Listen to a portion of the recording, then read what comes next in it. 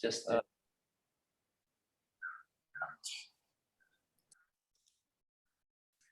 a minute.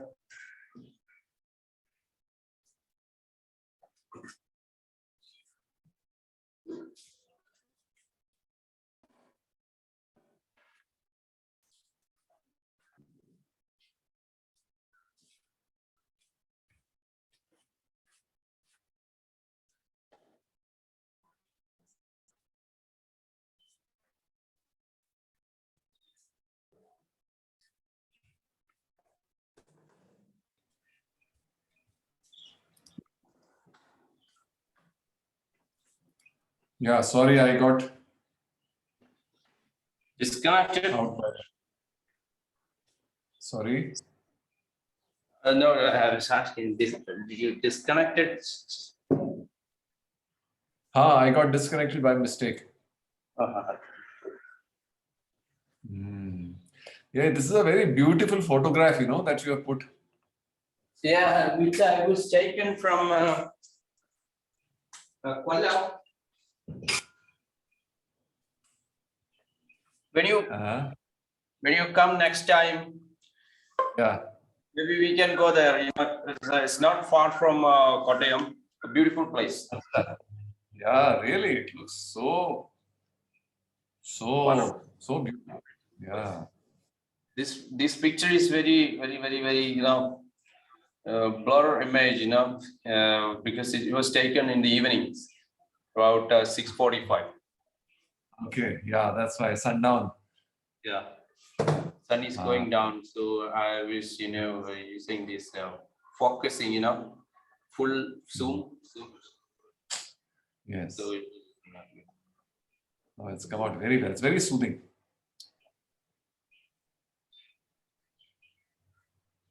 How are things at home?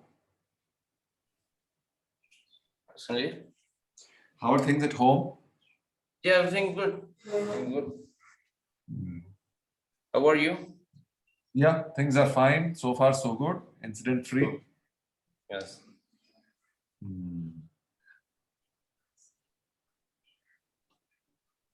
How are your classes? Sanjay? The online classes? Your session? Online classes are going good. Last week, students are on and off, because of New Year and Christmas.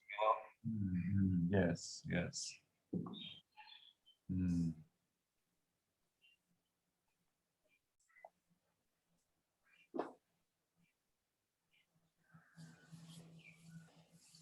And what are the effects of the Panchakarma? It's good. Good. I haven't done full Panchakarma. I've done Shirodhara, 7 days Shirodhara, and vomiting. Oh, you did Vaman, is it?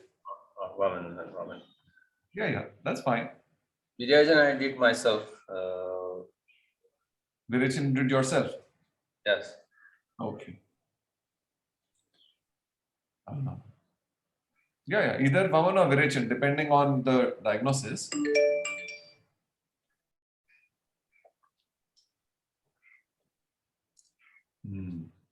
But are you feeling lighter, continuing to feel more alert, agile? Pardon? Are you continuing to feel lighter, more agile? Lighter. Right. Okay. Well, Dr. Amol has joined, so let's begin.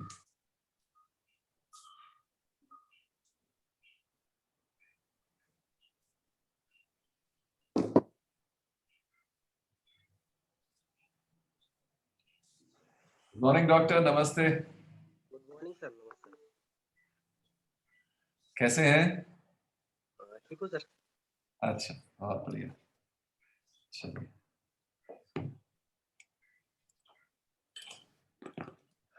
ठीक है, तो अपन prayer करते हैं और फिर शुरू करते हैं. ओके. ओम सहना भवतु सहनो भुनक्तु सह वीर्यं कर्वावहै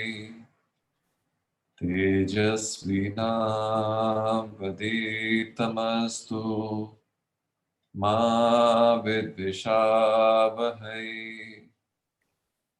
ॐ शान्ति शान्ति शान्तिः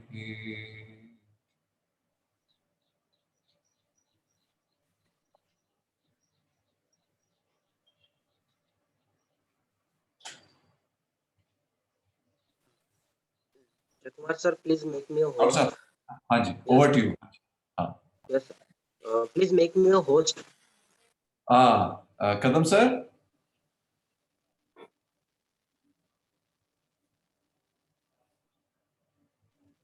कदम सर इज देयर ओके मैं मैसेज भेजता हूँ उनको Okay.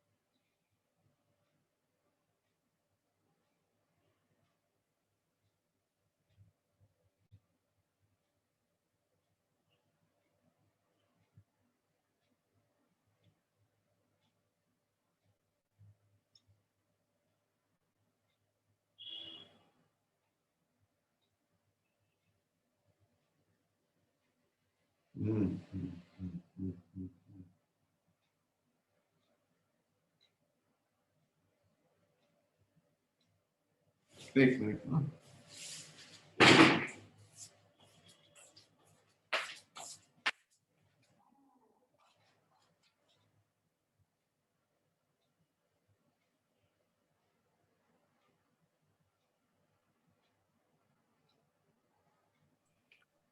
Deshpande sir, I have made you the host. there we are हाँ यू आप बन गए आप host Yeah, it's done. Okay right sir thank you sir Right, sir.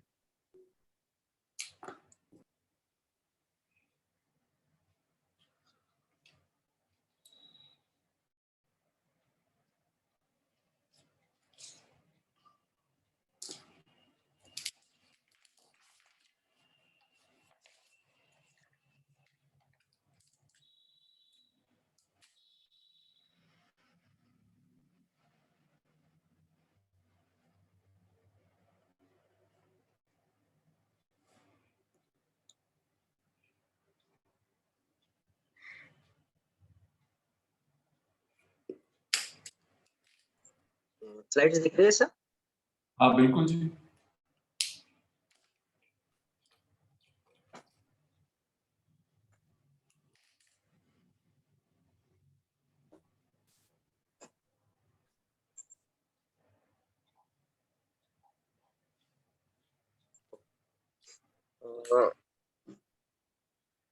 आज के टॉपिक में हम दो जॉइंट कवर करेंगे. Basically first one the ankle joint and जी second one the temporomandibular joint. So starting with the first, that is the ankle joint. In Ayurveda it is called as an gulfa sandhi. जी Ankle joint, again it is a synovial type of joint in a hinge variety. Basically जो पूरा weight होता है body का ankle joint से ही transfer होता है knee joint to then hip joint. So starting with ji the first one, that is ankle joint. It is formed by bones.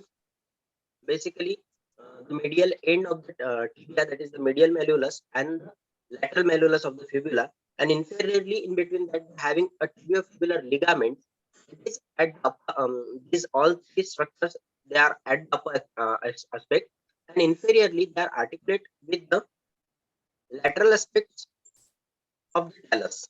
So basically, it's just a joint formed between just above the talus and in between the medial malleolus and the lateral malleolus of the tibia and the fibula. यहाँ पे हम ये देख सकते हैं in this X-ray.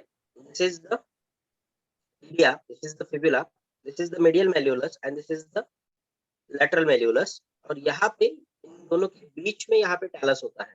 तो basically ये joint इस तरीके से फॉर्म होता है जैसे यहाँ पे गैप है और दोनों जगह से उसको फिक्स किया गया है. तो दिस टाइप ऑफ जॉइंट ये बेसिकली तीन जगह से यानी laterally or medially bounded by the bone, and at the middle having a transverse tibiofibular ligament, and at the inferior aspect having a single bone at all the aspects, means superiorly भी वही है, medial और laterally भी वही है, एक ही bone है, and that is the talus. Basically it is the bone present in the foot. It is called as an tarsal bones. 7 tarsal bones होते हैं, इसमें से ये बोन है. दिस इज द टैलस, यहाँ पे बीच में होता है, इसके नीचे सबसे बड़ा जो टार्सल बोन होता है दैट इज द कैल्केनियस, वो पोस्टीरियरली होता है जहाँ पे हमारी हील होती है. तो बेसिकली यहाँ पे ये जो जॉइंट है सिंपल जॉइंट है, दो बोन से फॉर्म हो रहा है, लेकिन जब मूवमेंट होती है तो मूवमेंट सिर्फ एंकल जॉइंट की नहीं होती है, एंकल जॉइंट के साथ टैलस के साथ जो बाकी बोन्स अटैच होते हैं उनकी भी यहाँ पे मूवमेंट होती है. तो बेसिकली उस हिसाब से ये थोड़ा सा अलग जॉइंट है. Just go one by one. Structurally joint is very strong. पूरा वेट इसको बेयर करना है तो वो स्ट्रक्चरली स्ट्रांग ही होता है. और किन कारणों से स्ट्रांग होता है? तो it's a close blocking between articulating surface. अभी मैंने बताया कि बीच में है बोनी स्ट्रक्चर, उसके बीच दोनों साइड में फिक्सली अटैच होता है. strong collateral ligament at both sides, means जो medial collateral ligament और lateral collateral ligament होती है वो strong होती है, ताकि ये जो malleolus उसके बीच में जो interlocking system से fit होते हैं वो एक दूसरे के साइड में slip ना हो पाए. Then tendons cross the joint. Basically यहाँ पे नंबर ऑफ टेंडन्स है. जो हमने मसल्स देखी थी तो हमने ये डिस्कस भी किया था कि आगे के और 4 मसल्स प्रोमिनेंट होती है, पीछे के और 5 मसल्स होती है. तो उसमें भी मिडिल मैलुलस और लैटरल मैलुलस के नीचे भी टेंडन्स यहाँ पे आते हैं. रिलेशंस में हम ये एक मसल देखेंगे. तो इन सभी कारणों से ये स्ट्रॉन्गेस्ट जॉइंट होता है. डेप्थ जो होती है downward projections of medial and lateral मैल्यूलस के कारण वहां पे डेप्थ ज्यादा होती है, इसलिए टैलस अच्छे से वहां पे फिट हो पाता है. inferiorly they having a inferior transverse tibial ligament that bridges across the gap between the tibia and the fibula behind the talus. means यहाँ पे जब मुझे दिखा यहाँ पे पिक्चर में ये एंटीरियर व्यू है, पोस्टीरियरली वो थोड़ा सा डेफिसिट होता है. तो वहां पे ट्रांसवर्स टिबियोफिबुलर लिगामेंट होती है ताकि वो चारों ऊपर से मेडियली और लैटरली एक साथ फिक्स हो पाए. यानी उसकी मूवमेंट जो होती है वो लैटरल और मेडियल साइड में जो स्लिप ना हो पाए, और जो मूवमेंट होंगी वो सिर्फ यूनिडायरेक्शनल होंगी. हिंज जैसे एक मैंने हिंज जॉइंट बताया था, इससे पहले भी हमने एल्बो जॉइंट देखा है. It is the type of joint having a unidirectional flow that is flexion and extension. तो यहाँ पे भी सेम मूवमेंट होती है एंकल की. Basically flexion and extension they are called as dorsiflexion और प्लांटर फ्लेक्शन. और इस ये मूवमेंट होने के लिए लैटरल और मेडियल लिगामेंट स्ट्रांग होनी चाहिए. अब यहाँ पे जब मूवमेंट होती है तो बेसिकली जो अदर लिगामेंट्स होती है जैसे कैप्सूल होती है तो वो एंटीरियर और पोस्टीरियर एस्पेक्ट में थोड़ी सी वीक होती है, लूजली अटैच होती है, इसलिए जो मूवमेंट होते हैं टू एंड फ्रो की वो यहाँ पे प्रॉपरली होती है. वो कैसे प्लेस है ये हमने बताया. लिगामेंट्स सिर्फ 3 लिगामेंट्स है. Fibrous capsule, deltoid or the medial ligament and the lateral ligament. Medial ligament it is associated with the tibia. Lateral ligament it is associated with the fibula. यहाँ पे एक वीडियो दिया है मैंने, बेसिकली नीचे link है, lecture के बाद मैं पीपीटी शेयर कर लूंगा. जो मूवमेंट्स एक्चुअल में इनकी होती है जॉइंट वो किस तरीके से होती है वो वहाँ पे इन्होंने एक्सप्लेन किया है. First one fibrous capsule. जैसा मैंने अभी बताया सभी जॉइंट हमने देखा था कि फाइब्रस कैप्सूल पूरे जॉइंट को सर्कुलेट करता है, जो जॉइंट को अटैच होता है. वैसे ही सेम है, it surrounds the joint, attach all over around the articular margins with two exceptions, सिर्फ दो जगह पे वो नहीं रहता. Posterior superiorly it is attached to the inferior transverse tibiofibular ligament. हमने अभी देखी सुपीरियर सेक्शन में इंफीरियर ट्रांसवर्स टिबियोफिबुलर लिगामेंट होती है पोस्टीरियर साइड में, वो वहां पे डायरेक्ट लिगामेंट को अटैच होती है, इसलिए वहां पे कैप्सूल नहीं रहता. और anterior inferiorly it is attached to the dorsum of the neck of the talus. Anteriorly talus है, टेलस का जो पोर्शन होता है नेक, बेसिकली बाकी बोन्स जैसे भी ये बोन्स है, तो उसी को नेक को वो अटैच नहीं होता, नेक से थोड़ा सा कम डिस्टेंस से वो अटैच होता है, इसलिए वहां पे भी वो डिफिसिट होता है. इसलिए पोस्टीरियर सुपीरियरली एंटीरियर इंफीरियरली दो जगह पे वो डिफिसिट है, और बाकी जगह पे एंटीरियर इंफीरियरली वो लूजली अटैच होता है, इसलिए जो hinge type of unidirectional movement है ये भी वो अच्छे से कर पाता है. Anterior and the posterior part of the capsule वही नीचे दिया है कि लूज एंड थिन होते हैं, इस कारण वो हिंज मूवमेंट कर पाते हैं. ऑन इस side however they supported by the strong collateral ligament. Anterior और पोस्टीरियर में लूज है, दो जगह पे वो डिफिसिट है, इसलिए मूवमेंट करते वक्त यहाँ पे हमें रेस्ट्रिक्शंस नहीं आते. बाकी दो जगह पे वो फिक्सली अटैच है with collateral ligaments. First collateral ligament that is the medial collateral ligament. This is again also called as the deltoid ligament. Synonym है. यहाँ पे चार लिगामेंट्स उन्होंने स्ट्रक्चरली दी है. एक ही लिगामेंट चार फाइबर्स होते हैं, अलग अलग वो बोन को जाते हैं, that is the navicular bone, calcaneus bone and the talus bone. Talus bone हमने अभी दिखाया था कि कहाँ पे होता है. यहाँ पे बाकी बोन्स जो है उसी के आगे होते हैं. This is the talus one, this is the talus one, this is navicular, this is the calcaneum. तो यहाँ से टेलस से वो नेविकुलर की तरफ जाता है, कैल्केनियम की तरफ जाता है. ये फिर से टेलस है पीछे की साइड में. दिस इज द क्यूनिफॉर्म रहते हैं मीडियल, मिडल और लैटरल वन. तो ये पूरे फुट के बोन्स है, तो ये सिर्फ अटैचमेंट्स इस बोन को अटैच हो रही है, उसी तरीके से उन्होंने उनको नाम दिए हैं. First one the triangle connecting to tibia to the navicular bone. तो एक फाइबर ये हो गया, टिबिया टू द कैल्केनियम एक फाइबर ये हो गया, और tibia to the talus fibre ये हो गया. ये सभी मिला के एक सिंगल लिगामेंट फॉर्म करते हैं, that is the medial ligament. इसके अगेन बैंड्स है, that is anterior and posterior tibiotalar ligaments connect to the talus. नाम के ऊपर से ही हम देख सकते हैं कि tibiotalar means it just starts with the tibia up to the talar, that is talus, and next tibio-navicular, that is starts with the tibia and ends with the navicular, and next that is tibio-calcaneum, that is starts with the tibia and ends with the calcaneum. तो ये पूरी ligaments lateral collateral ligaments बाकी जो bones है उसको सिर्फ support दे रही है, ताकि ये displace ना हो पाए. Then lateral ligament, again laterally the ankle stabilized from the separate three ligaments. एक ही लिगामेंट है लेकिन अगेन उसके थ्री फाइबर्स अलग अलग जगह पे निकले हैं. तो first anterior posterior tibiofibular ligament, sorry talofibular ligament, and last next one that is the calcaneofibular ligament. Means laterally जो बोन है that is the fibula. Fibula से अगेन दो लिगामेंट्स या दो फाइबर्स जाते हैं टेलस की ओर, दैट इज टिबियोफिबुलर लिगामेंट, और एक जाते हैं कैल्केनियस की ओर, that is fibulo calcaneum ligament. Talus सबसे बड़ा टर्सल बोन है जो हिल फॉर्म करता है पीछे की साइड में, इसलिए ये लिगामेंट भी उसको सपोर्ट करता है. सबसे बड़ा बोन है टेलस, टेलस के जस्ट नीचे होता है. lateral ligaments stabilize the ankle and serve as a guide to direct ankle motion by attaching the lateral malleolus to the bones below the ankle joint. These are responsible for the resist against the inversion and internal rotation or the stress of that particular joint. Again, this is just an explanation about that particular ligament.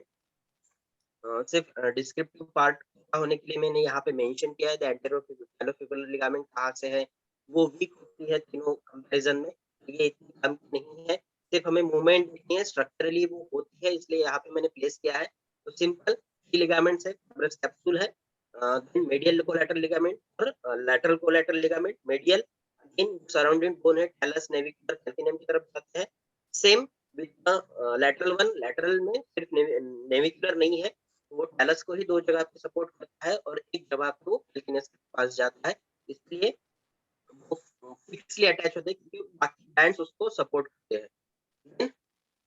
This is ligaments, this is calcaneofibular ligament, this is the fibula one. Fibula है ये calcaneum है, और anterior posterior tubular ligament है, that is talotubular ligament, this is the talus, this is the navicular bone. यहाँ पे ये दिखेगा deltoid ligament, यहाँ पे इसके फाइबर्स है, that is tibia, this is the talus, this is the calcaneum, यहाँ पे भी टैलस है, यहाँ पे आगे की तरफ ये नेविकुलर लिगामेंट होती है, यहाँ पे नीचे की ओर वही फिगर्स मैंने रिपीट किए हैं, सिर्फ जो डायरेक्शन से किस तरफ जा रही है, किसको अटैच हो रही है, उसी के ऊपर उन्होंने उनके नाम दिए हैं। देन रिलेशंस, बेसिकली ये बोन्स मसल्स भी हमने बहुत बार देखे हैं, जब हमने लेग का डिसेक्शन बेसिकली किया था, that is starting with three important compartment of leg, anterior compartment, posterior compartment and the lateral compartment. यहाँ पे anteriorly almost they are just related with anterior compartment muscle, that is tibialis anterior, extensor hallucis longus, then anterior tibial vessels, deep peroneal nerve, extensor digitorum longus and peroneus tertius। तो basically ये एक एक muscle हमने देखी है, this is tibialis anterior, this is the tibia, just right to tibia, yeah, there is tibialis anterior, उसके बाद extensor digitorum longus यहाँ पे होती है, extensor digitorum longus के 4 टेंडन होते हैं, तो नीचे डिजिट्स को जाते हैं, अगर वहां पे 5वां टेंडन हमें दिखा तो दैट इज रिलेटेड विद पेरोनेस टर्शियस। ये हमने जब लेग मसल्स देखी थी तब हमने देखा था, तो ये एंटीरियर कंपार्टमेंट है, ये सीधा सीधा ऊपर ही होता है, दिस इज 1 and 2 जो लिया है, that is called as superior extensor retinaculum and inferior extensor retinaculum.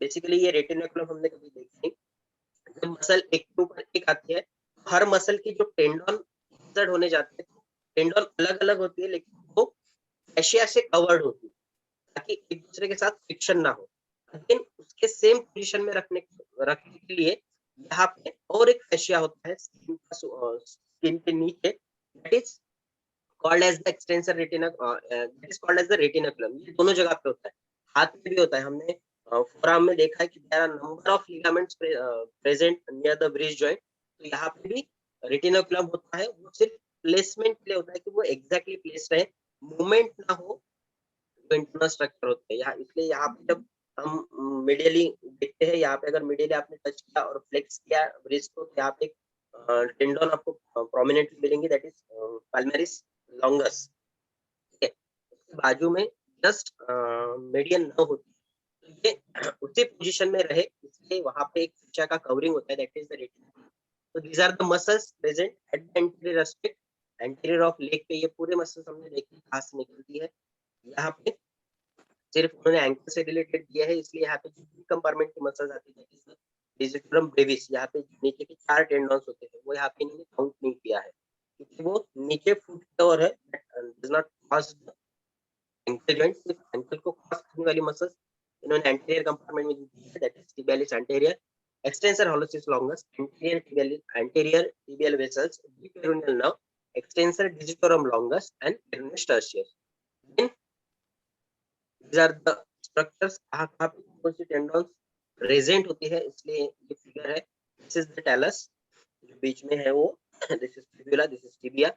अब टिबिया के और एंटीरियरली 4 मसल्स हमें दिखी है, that is peroneus tertius, extensor digitorum longus, then extensor hallucis longus and tibialis anterior, then towards the medial side having 3 muscles, that is tibialis posterior, flexor digitorum longus and flexor hallucis longus। ये हमने जब muscles देखी थी, मैंने बताया था कि जब हम इसको डिसेक्ट भी करते हैं या पाल्पेट भी करने जाते हैं, तो वे सिर्फ मेलुलस के नीचे ये टेंडन्स में पाल्पेट होते हैं, और उसी को टेंडन को स्ट्रेस करना पड़ता है towards the origin and towards the insertion, कौन सी मसल है। तो at the medial aspect, this is tibialis posterior, flexor digitorum longus and last one, that is the flexor hallucis longus। और यहाँ पे at the lateral compartment having 2 muscles only, that is peroneus brevis and peroneus longus। peroneus is the synonym for the fibular compartment। यहाँ पे कुछ किताबों में they are just mentioning the fibular brevis and fibular longus, जो हमारे पास किताब है योगा से रिलेटेड, तो आप उन्होंने हर जगह पे पेरोनेस वर्ड्स की जगह पे फिब्युलर वर्ड यूज किया है, they are the same, peroneus longus, peroneus brevis या फिब्युलर लॉन्गस। तो ये तीनों कंपार्टमेंट की मसल होगी, this is the anterior compartment, tibialis posterior, it is the posterior compartment, but all tendons are placed just below the medial malleolus, and lateral malleolus they're having only two muscles, that is peroneus brevis and the peroneus longus. वो आपको हमें lateral lateral malleolus के नीचे ये tendons मिलेंगे. उसके बाद ये ट्रांसवर्स टिबियोफिबुलर लिगामेंट. यहाँ पे जो बाकी के लिगामेंट्स हमने देखे same, that is the medial collateral ligament, this is lateral collateral ligament. अब ये बीच वाली लिगामेंट हमने नहीं देखी, cervical ligament and intersilar stylocalcular ligament, because it is not a part of the ankle joint. ये दोनों के बीच में, दैट इज स्टैलस और कैल्किनियम के बीच में प्रेजेंट होती है. जैसे मैंने स्टार्टिंग में बोला कि एंकल जॉइंट दिखते वक्त हमें दिखता है कि सिर्फ मूवमेंट होते वक्त स्टैलस, टिबिया और फिबुला की मूवमेंट है, तो ऐसा नहीं होता. They are just articulated calcaneum also, इसलिए इनके डायमेंशंस अलग होते हैं, मूवमेंट भी अलग होती है. तो just going with the movements. यहाँ पे ये मसल्स ऐसी होती है. दिस इज द फेशिया, मैंने अभी बोला था, this is the peroneal fascia, this is superior retinaculum, extensor retinaculum, this is inferior extensor retinaculum. हर टेंडन जो होती है यहाँ पे वो शीथ को कवर्ड, फेशिया की शीथ को कवर्ड रहती है. This are the fascias present over that tendon. Again there are the different diagrams of muscles, कैसे कैसे हमने ये देखा था, ये पहले भी हमने देखा है. सिर्फ यहाँ पे मैंने समझने के लिए डाला था कौन कौन सी मसल्स कहाँ से हमें कैसे कैसे दिखेंगे. ये मेडियल मैलुलस के नीचे टिबियालिस पोस्टीरियर है, उसके नीचे एक्सटेंसर डिजिटम लॉन्गस है, फिर फ्लेक्सर हॉलोसिस लॉन्गस है. लास्ट ये जो स्ट्रक्चर दिख रहा है दैट इज टेंडोकैल्किनियम. ये जो कैल्किनियस को सपोर्ट करता है बेसिकली. ये हमने जब मसल भी डिस्क्राइब की, हमने ये डिस्कस किया था, एंकल जॉइंट को ये डायरेक्टली सपोर्ट नहीं करती, लेकिन अगर ये टेंडन ब्रेक हो गया, टूट गया, तो हम प्रॉपर्ली खड़े नहीं हो पाएंगे, क्योंकि कैल्किनियम को यही मसल सपोर्ट करिए. यहाँ पे कैल्किनियम के साथ जो अटैचमेंट होती है दोनों जगह से, मींस हमने मेडियल कोलैटरल लिगामेंट देखी और लैटरल कोलैटरल लिगामेंट्स देखी है, तो वो दोनों कैल्किनियम को अटैच होती है. शॉर्ट लिगामेंट्स पूरे बॉडी का वेट या पूरे बॉडी को नी जॉइंट से लेके एंकल जॉइंट तक अगर सपोर्ट करने का कोई काम करते हैं, तो this is tendocalcaneum ligament and it is form by the three muscles, that is soleus, then gastrocnemius and the plantaris. सबसे बड़ी मसल है पोस्टीरियर कंपार्टमेंट की, शायद यहाँ पे फिगर मैंने दी होगी नहीं, दिस इज गैस्ट्रोस्नेमियस, देन उसके नीचे दिस इज सोलियस, और यहाँ पे छोटी सी एक मसल होती है मिडियल सॉरी लैटरल कंपार्टमेंट से निकलती है, प्लैंटरिस, और वो तीनों का टेंडन यहाँ पे मर्ज होता है, जस्ट कॉल्ड एज द टेंडोकैल्किनियस और द अक्कीलिस टेंडन. तो ये पोस्टीरियर रिलेशन में आता है. तो these are the muscles at the anterior relation and posterior relation. Same, valgus posterior, flexor digitum longus, tibial posterior, tibial vessels, tibial nerve, flexor hallucis longus, peroneus brevis and the peroneus longus. ये अलग अलग compartment में posteriorly medial to lateral move होते हैं. So they are just muscles in relation with ankle joint, anterior, medial and lateral. पूरे muscles हमने already देखते हैं विद डायग्राम, सिर्फ उसके डायग्राम यहाँ पे मैंने दिखाई. This is tibialis anterior, this is tibialis longus, that is peroneus longus, peroneus Brevis. ये सबको कट करने के बाद एग्जैक्टली टिबिया के पीछे हमें टिबियालिस पोस्टीरियर दिखते हैं. यहाँ पे ये मसल्स हमें नहीं दिखते टिबियालिस पोस्टीरियर, जो प्रोमिनेंटली प्रेजेंट होते हैं पोस्टीरियर कंपार्टमेंट, क्योंकि वो सबसे लास्ट लाइन में होते हैं. यहाँ पे हमने कंपार्टमेंट्स देखे थे, सुपीरियर कंपार्टमेंट, वहाँ पे तीन मसल्स थी, दैट इज गैस्ट्रोस्नेमियस, सोलियस और प्लैंटरिस. उसको कट करने के बाद फिर मिडिल कंपार्टमेंट में हमने बाकी के मसल्स देखे थे, और इनर कंपार्टमेंट में सिर्फ एक मसल थी, that is the tibialis posterior. Then this is the important topic, that is the movements of the ankle joint. First one dorsiflexion और प्लांटर फ्लेक्शन. अभी तक हमने जो देखा है कि मूवमेंट फ्लेक्शन और एक्सटेंशन होती है, particularly anatomically यहाँ पे मेंशन करते वक्त they are just mentioning both movements are related with the flexion. सिर्फ मूवमेंट कौन सी है उसके हिसाब से उन्होंने उसको नाम दिया. This is the dorsum of the foot, ये जो ऊपर का पोर्शन है, this is dorsum of the foot and the lower surface called as an plantar surface. तो यहाँ पे जब मूवमेंट होती है, इट्स बोथ टाइप उन्होंने फ्लेक्शन दिया है. सिर्फ डॉर्सिफ्लेक्शन मींस अगर डॉर्सम फ्लेक्स हुआ that is called as an dorsiflexion, और plantar region flex हुआ तो that is called as an plantar flexion. इसके नीचे भी मैंने वीडियो की लिंक दी है. सेम जो मूवमेंट्स यहाँ पे पिक्चर्स में एग्जैक्टली नहीं समझ पा रहे होंगे, तो वहाँ पे मूवमेंट्स समझ जाएंगे कि उन्होंने एग्जैक्टली कैसे बोला है. डॉर्सल फ्लेक्शन और प्लांटर फ्लेक्शन, ये दो ही मूवमेंट एंकल जॉइंट में है क्योंकि वो हिंज जॉइंट है, इसलिए यूनिडायरेक्शनल मूवमेंट है। एक्सटेंशन और फ्लेक्शन यहाँ पे टिपिकली मेंशन नहीं हुआ है, दैट इज डॉर्सिफ्लेक्शन और प्लैंटर फ्लेक्शन उन्होंने दिया है। Then the muscles dorsiflexion it is tibialis anterior, क्योंकि डॉर्सम को हमने फ्लेक्स किया है, so that is tibialis anterior। Plantar flexion means posterior compartment की मसल आएंगी, क्योंकि वो नीचे की तरफ फ्लेक्स हुआ है, तो दैट इज gastrocnemius और soleus। एक्सेसरी मूवमेंट में अगेन एक्सटेंसर कंपार्टमेंट लेग में वो एंटीरियरली होता है, ये भी हमने जब मसल डिस्कस की थी बताया था कि एक्सटेंसर कंपार्टमेंट लेग में एंटीरियरली होता है, फ्लेक्सर कंपार्टमेंट पोस्टीरियरली होता है, इसलिए बाकी के flexor compartment are related with posterior compartment. तो प्लैंटर फ्लेक्शन में पीछे की मसल्स आती है और डॉर्सिफ्लेक्शन में सभी आगे की ओर की एंटीरियर की मसल्स आती है। Main muscles tibialis anterior and the gastrocnemius and the soleus। These are the again features। Normal foot, dorsiflexion ऊपर की तरफ मूव करना है, प्लैंटर फ्लेक्शन नीचे की तरफ मूव करना है। ये मूवमेंट्स भी हर जगह पे हमें मिलती है, but it is not related exactly और not only for the ankle joint. जैसे इन्वर्शन और इवर्शन, फिर अंदर की ओर हमने मूव किया, जैसे हमने इस जॉइंट के भी देखा था कि सुपिनेशन प्रोनेशन हमने देखा, उसके बाद इन्वर्शन इवर्शन भी हमने देखा। सेम यहाँ पे होता है इन्वर्शन, ये अगर एंकल जॉइंट या ये जो बिग टो है हम इनवर्ड लेके मीडियल साइड में ले गए, दैट इज इवर्शन। इवर्शन वो बाहर की तरफ ले गए, ये दोनों मूवमेंट है यहाँ पे अलोंग विद एंकल जॉइंट। एलस भी जो नीचे का होता है वो भी मूव होता है, इसलिए ये और दो मूवमेंट्स है इवर्शन और इन्वर्शन, जो हमें एंकल जॉइंट में with the support of other bones हमें देखने को मिलती है। उसके बाद सुपिनेशन एंड प्रोनेशन। अब बेसिकली जब हमने फोरआर्म देखा था तो this movement is called supination, this movement is called this is pronation, this is supination। supination and pronation, this one is the supination, this one is the pronation। यहाँ पे पैर completely ऊपर हम नहीं कर सकते, basically along with the three directions they are just mentioning in some case, that is the movement of the supination। supination में तीन मूवमेंट्स उन्होंने दिया है कि फ्रंटल प्लेन में वो इन्वर्जन में जाता है, हॉरिजॉन्टल प्लेन में वो एडक्शन में जाता है और प्लैंटर फ्लेक्शन होता है। मींस अगर हमें पैर को ऊपर की तरफ लेना पड़ा तो पहले हमें उसको इन्वर्स करना पड़ेगा, थोड़ा सा इन्वर्स करना पड़ेगा, उसके बाद एडक्शन अबडक्शन हमने मूवमेंट देखी है towards the body, adduction away from the body abduction, वो अबडक्ट भी हुआ और प्लैंटर फ्लेक्शन हुआ। यानी ये तीनों मूवमेंट्स एक साथ हुई, तीनों मूवमेंट कलेक्टिवली होने के बाद collective movement is called as the supination. तो यहाँ पे तीन सेगमेंट अलग अलग होते हैं, फ्रंटल, सजाइटल एंड हॉरिजॉन्टल। ये मूवमेंट अलग है, बहुत सारी टेक्स्ट में ये दिए नहीं है। मींस एंकल अगर एनाटॉमिकली पढ़ा तो there two movements, that is plantar flexion और डॉर्सल फ्लेक्शन।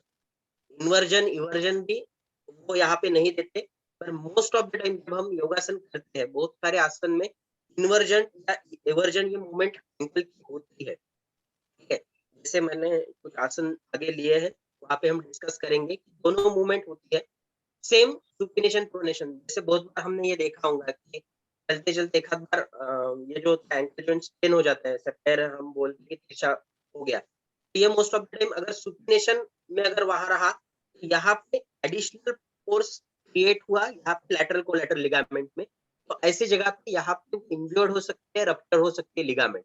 इसलिए ये सुपिनेशन प्रोनेशन ये जो मूवमेंट है ये होती है नॉर्मली जब हम चलते भी है या सोते भी है या योगासन करते हैं, तब डिजायर यहाँ पे सिर्फ प्रेशर देना है वो डिपेंड करता है अकॉर्डिंग टू लिगामेंट। अगर ज्यादा सुपिनेशन किए यहाँ पे प्लैंटर फ्लेक्शन भी है, एडक्टर मूवमेंट भी है और इन्वर्जन भी है, तो यहाँ पे जो प्रेशर आएगा वो लेटरल मेल्यूलस की तरफ आएगा। अगर यहाँ पे बॉडी का प्रेशर आया तो 100% यहाँ पे कुछ ना कुछ डिफॉर्मिटी हो सकती है। This is supination.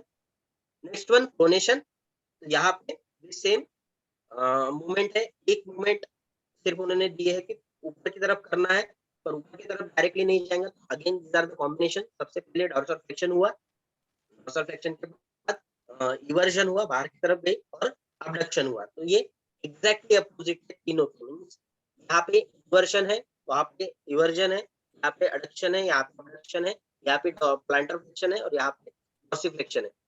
Exactly opposite movement है सुपिनेशन और प्रोनेशन के। बाकी जो तीनों मूवमेंट होती है हर प्लेन में, फ्रंटल, सजाइटल और हॉरिजॉन्टल प्लेन में, तो तीनों प्लेन की ये मूवमेंट अलग अलग है। मींस सुपिनेशन प्रोनेशन ये कॉम्बाइन मूवमेंट है, और ऑफ ऑल दिस हमने सिर्फ दो मूवमेंट देखी, that is dorsiflexion, plantar flexion. Along with that talus और कैल्शियम फ्यूज होता है तो दो मूवमेंट होती है, इवर्शन, इन्वर्शन, और फिर एक लास्ट मूवमेंट ये देखिए supination pronation. Abduction adduction is just towards body और away from the body.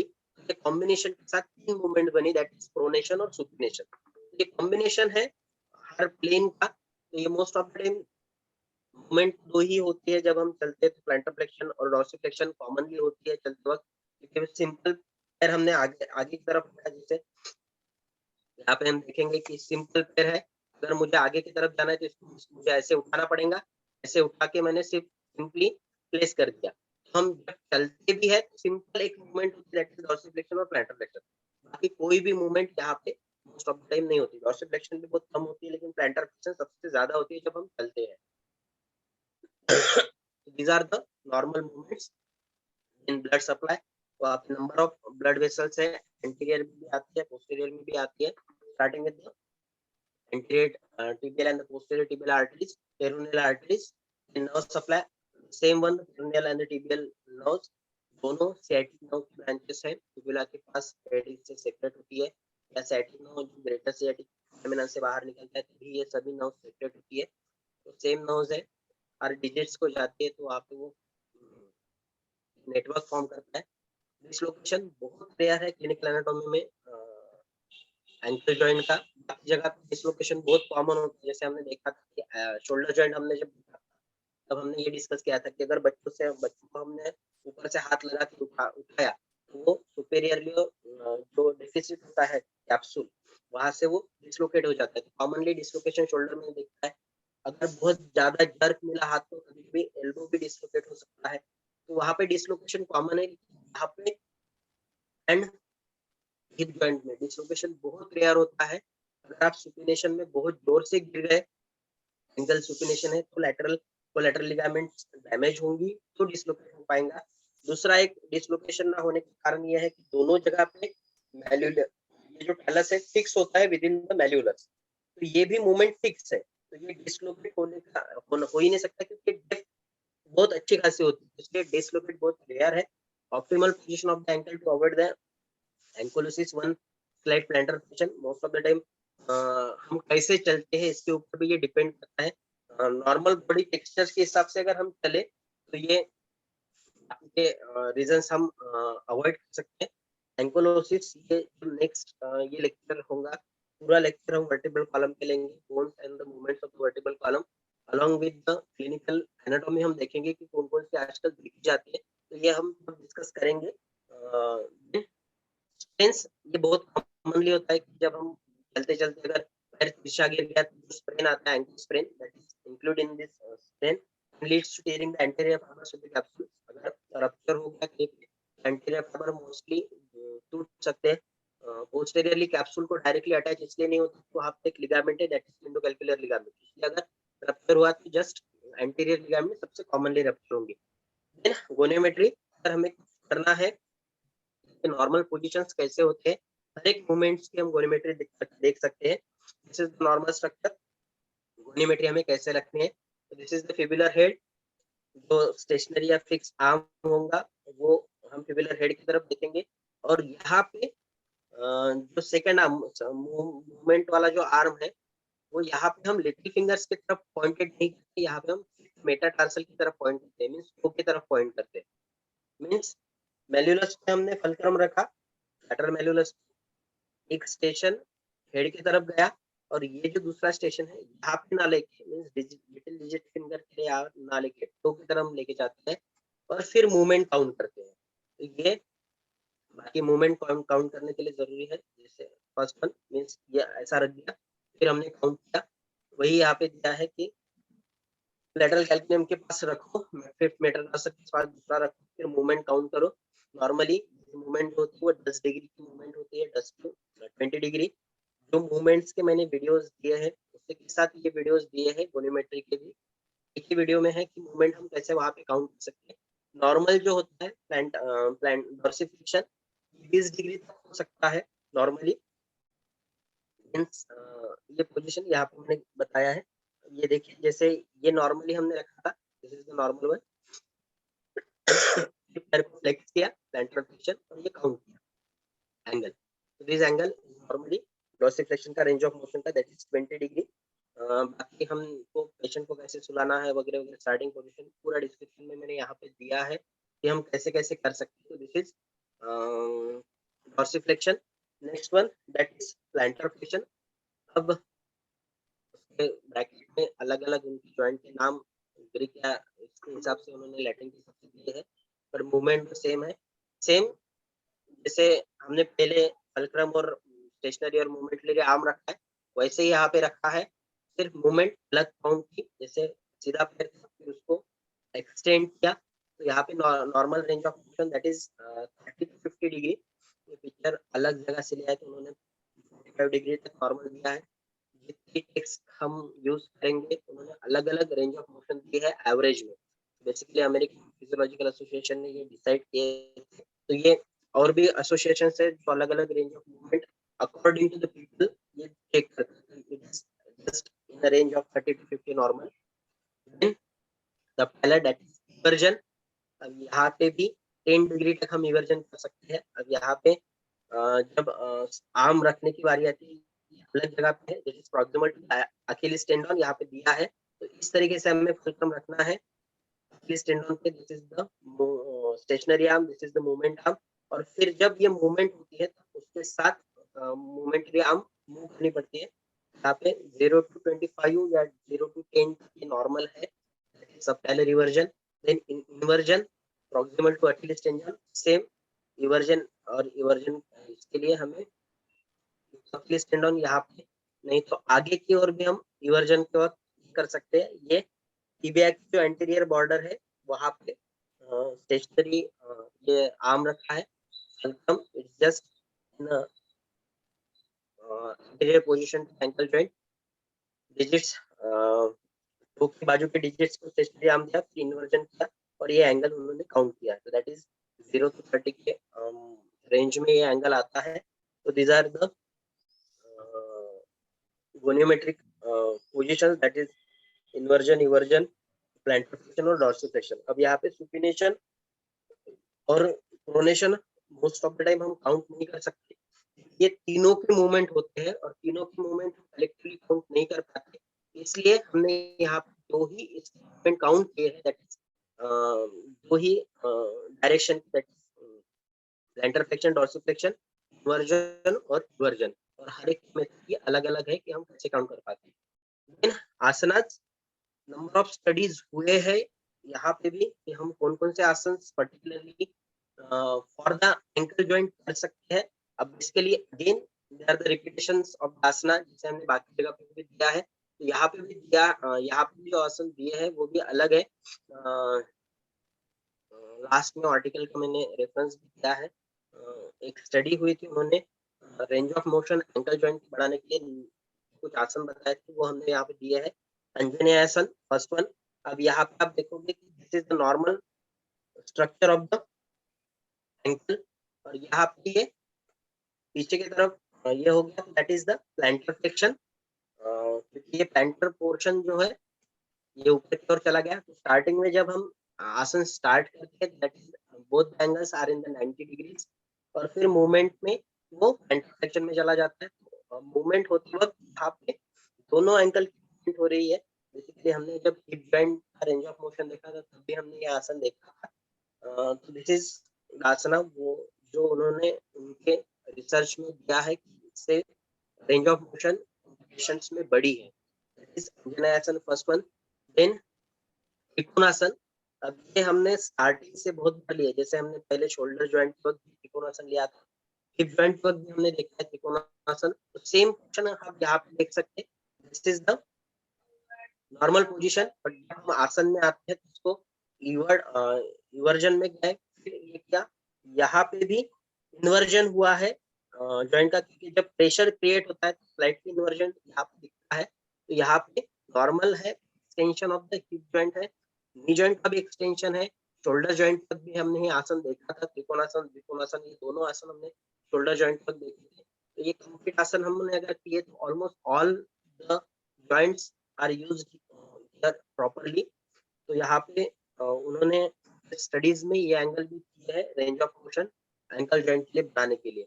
Next one warrior one, ये भी आसन वीरभद्रासन, इसमें वॉरियर पोज जो उन्होंने 6 पोज दिया है, उन्होंने पर्टिकुलरली 2 पोज उन्होंने उनकी रिसर्च में इंक्लूड की थी वॉरियर वन। तो यहाँ पे भी सेम है, जैसे हमने ये आसन अंजनेय आसन देखा था, थोड़ा सा डिफरेंस यहाँ पे है पोजीशंस में, पर्टिकुलरली एंकल का। यहाँ पे देखिए आप, this is the plantar flexion हुआ था वॉरियर पोज में, they are not making the plantar flexion, normal position में है, लेकिन यहाँ पे जो एक्सटेंसर फ्लेक्सर कंपार्टमेंट की मसल आती है लेग की, वो फ्लेक्स होती है और इस कारण ये रेंज ऑफ मोशन बढ़ती है एंकल जॉइंट की। तो ये बोथ आसन वॉरियर वन उन्होंने ये यहाँ पे लिया था, this is warrior two positions now mention. यहाँ पे अलग तरीके से हिप जॉइंट भी मूवमेंट है along with the knee joint। Knee joint यहाँ पे फ्लेक्स हुआ है, यहाँ पे नी जॉइंट एक्सटेंशन में है, यहाँ पे हिप वो दोनों जगह पे एक्सटेंशन में दिया है, और यहाँ पे अगेन एंकल जॉइंट का मूवमेंट देखोगे तो वो भी अलग अलग है। बेसिकली ये आसन इस पोजीशन में आने के लिए जो मूवमेंट होती है, मीन्स आप सिंपल स्टैंडिंग पोजीशन में हो, स्टैंडिंग पोजीशन से वॉरियर वन वॉरियर टू में जब जाओगे तो ये पूरी मूवमेंट्स हमें एंकल में भी दिखेंगी। तो ये अगेन ये आसन हमने नी जॉइंट को भी देखा था। देन वृक्षासन, यहाँ पे sorry eagle pose, eagle pose यहाँ पे बेसिकली पूरा जो वेट है एंकल जॉइंट पे यहाँ पे आता है, तो एंकल जॉइंट यहाँ पे नॉर्मल है, लेकिन जो लेग है वो एक्सटेंशन में जाता है, इस कारण यहाँ पे प्रेशर एग्जर्ट होता है। नेक्स्ट जो है उसको हम इन्वर्ट करते हैं। अब ये जो क्योंकि अबडक्शन और एडक्शन हमने मूवमेंट देखी, तो basically they are related with to movement, finger movements of the foot, abduction adduction. तो ये अंदर की ओर फिंगर करना, पीछे की ओर फिंगर करना, जो क्राउलिंग हम पैरों का करते हैं, तो यहाँ पे हम ये देख सकते हैं कि एंटीरियर कंपार्टमेंट की जो एंकल जॉइंट की मसल से जो पैर ऊपर है, तो जो डिजिट्स होते हैं extensor digitorum, sorry extensor hallucis longus और एक्सटेंसर डिजिटोरम, यहाँ के वो कॉन्ट्रैक्ट होते हैं। तो ये पोजीशन भी एंकल जॉइंट के लिए उन्होंने यूज की थी रेंज ऑफ मोशन बढ़ाने के लिए। देन हाफ मून आसन, दैट इज अर्ध चंद्रासन। तो यहाँ पे भी पूरा जो वेट है एक ही पैर पे आया है, यहाँ पे इन्होंने प्लैंटर फ्लेक्शन किया टॉप ऑफ द फीट, यहाँ पे टॉप ऑफ द फीट यहाँ पे प्लैंटर फ्लेक्शन किया और ये नॉर्मल पोजीशन में, लेकिन extension of the knee along with the extension of the hip joint, इसलिए ये प्रेशर एग्जर्ट है टू द एंकल जॉइंट। ये भी एक आसन हमने उनके इसमें किया है, उनको अच्छे रिजल्ट मिले range of motion ankle joint बढ़ाने के लिए। Lastly they have mentioned just position, that is vrikshasana. अब ये पोजीशन में आने के लिए उन्होंने स्टेप्स दिए थे, एक एक स्टेप्स करके आना है। तो यहाँ पे हम देख पाएंगे कि फ्लेक्शन है नी का, है एक्सटेंशन है हिप का, और यहाँ पे रिवर्जन है। तो डायरेक्टली हम रखने के वक्त प्रेशर एक्सर्ट होता है, मूवमेंट होती है यहाँ पे नी एंकल जॉइंट की, उनसे भी उनका रेंज ऑफ मोशन बड़ा है। और यहाँ पे अगेन सिर्फ सिंपल एक्सटेंशन में है नी जॉइंट, यहाँ पे कोई और मूवमेंट नहीं है एंकल जॉइंट की, सराउंडिंग स्ट्रक्चर्स है या सराउंडिंग मसल्स है, वो उसकी स्ट्रेंथ बढ़ रही है, उसकी स्ट्रेंथ बढ़ने के कारण उनका रेंज ऑफ मोशन बढ़ रहा है अल्टीमेटली। मीन्स कोई भी आसन जो उन्होंने लिए directly they are not moving the ankle joint, but उस पोजीशन में आने के लिए जो एंकल जॉइंट्स की मूवमेंट होती है उस कारण, या जो सराउंडिंग स्ट्रक्चर है मसल्स के, एंटीरियरली मसल्स आते हैं या पोस्टीरियरली मसल्स आती है, वो स्ट्रेंथ देते हैं पर्टिकुलरली इन दैट पोजीशन। तो वो स्ट्रेंथ के कारण यहाँ पे सिर्फ रेंज ऑफ मोशन बढ़ी है। लास्ट में Virabhadrasana is just related with Anjaneyasana, almost same है, सेम पोजीशन है। शोल्डर जॉइंट की मूवमेंट थोड़ी सी अलग है, लेकिन पैरों की मूवमेंट सेम है। तो ये भी एक आसन है जिससे एंकल जॉइंट की रेंज ऑफ मोशन उनकी बढ़ी थी। पूरा आर्टिकल मैंने लास्ट में उसकी ये दिया है, लिंक दी है कि उन्होंने कैसे कैसे और किए। तो उस हिसाब से ये रेंज ऑफ मोशन बढ़ाने के लिए हम ये कुछ आसन कर सकते हैं जो कॉमनली बहुत बार हमने रिपीट किए हैं, और वहाँ पे भी एंकल जॉइंट के अच्छे से रिजल्ट मिले हैं। So this is about the ankle joint. Then next temporomandibular joint. Basically बहुत छोटा जॉइंट है, इसलिए मैंने इसमें ले लिया 10-15 मिनट का जॉइंट जाएगा, डिस्कशन करेंगे। क्योंकि कोई भी आसन ऐसा नहीं है या हम जो बाकी के आसन करते हैं, जैसे वीरभद्रासन में जो मूवमेंट होती है मैंडिबल की, उतनी ही मूवमेंट हम यहाँ पे देखते हैं। जैसे पर्टिकुलरली जब मैंडिबल मूवमेंट आती है या टेम्पोरोमैंडिबुलर जॉइंट मूवमेंट आती है, पर्टिकुलरली इसके लिए हम कोई आसन या योगा करते हैं ऐसा नहीं है।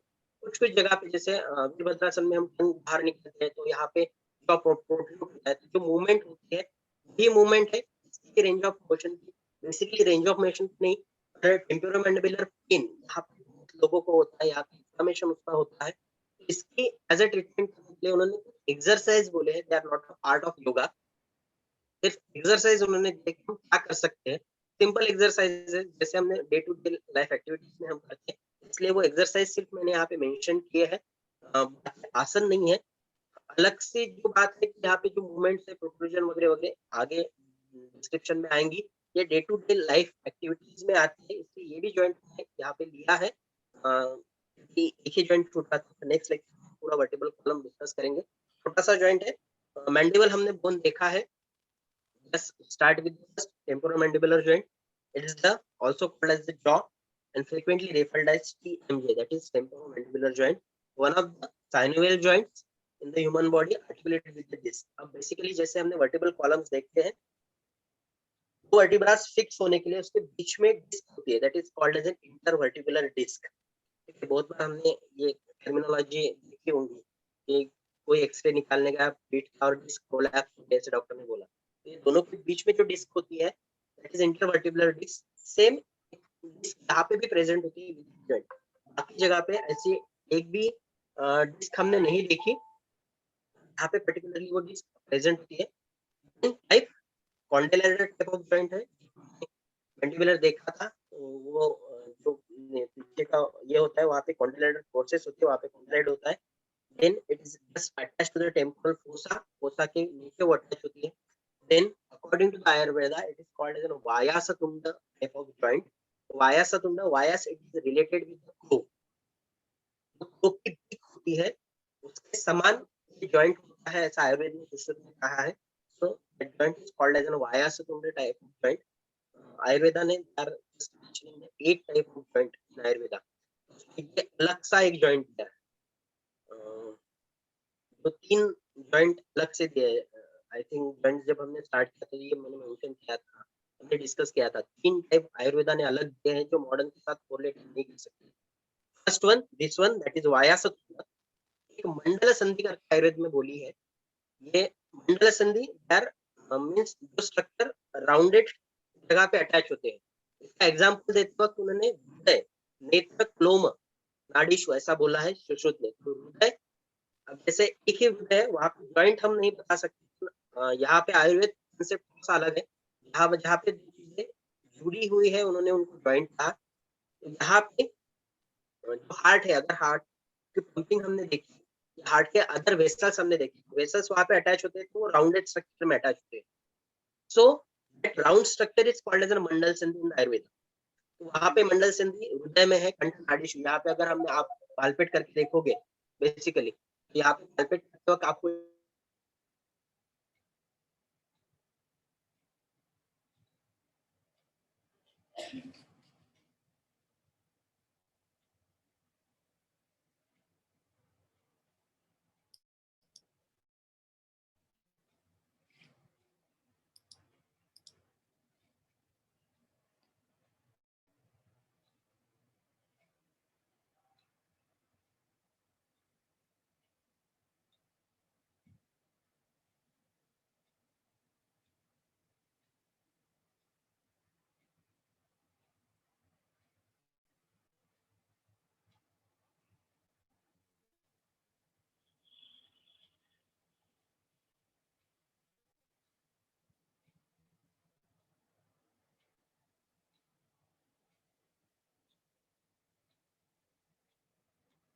उनके कनेक्शन में कुछ प्रॉब्लम आ गई है शायद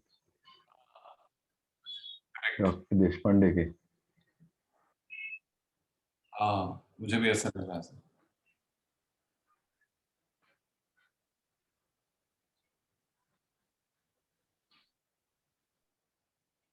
तो आप तो सर बहुत देर रात पहुंचे होंगे कल घर। हाँ, कल 12:15 बजे पहुंच गए, लेकिन फ्लाइट टाइम पे थी, और अच्छा ऑटो वाला अच्छा जो हमारा हमेशा का है वो भी तैयार खड़ा था, इसलिए ज्यादा देर नहीं हुई, लेकिन अच्छा। 12:15 बज गए घर पहुंचते पहुंचते। तो इसलिए आज थोड़ी देरी से ज्वाइन हो गया मैं, लेकिन आज तो आना ही था क्योंकि नेचुरली पिछला सर, मेरा नेचुरली। मिस हो गया था। जी जी। आपके यहाँ हाँ। काफी ठंड है ऐसा लग रहा है, आपने जो पहन के रखा है सब कुछ। हाँ, अरे सर बहुत ठंड है। हाँ, ऐसा लग रहा है। बहुत ठंड हो रही है। हम्म। तो आज तो बादल भी, बारिश भी, और हाँ, यहाँ पर भी ठंड भी बारिश है सब। आज। मतलब ये हाँ। टिपिकल दिल्ली वाली सर्दी अब जो। अच्छा। जी जी जी जी जी, ये 26 जनवरी तक चलता रहेगा ना सिलसिला। Correct correct sir, correct. Hmm. बिल्कुल।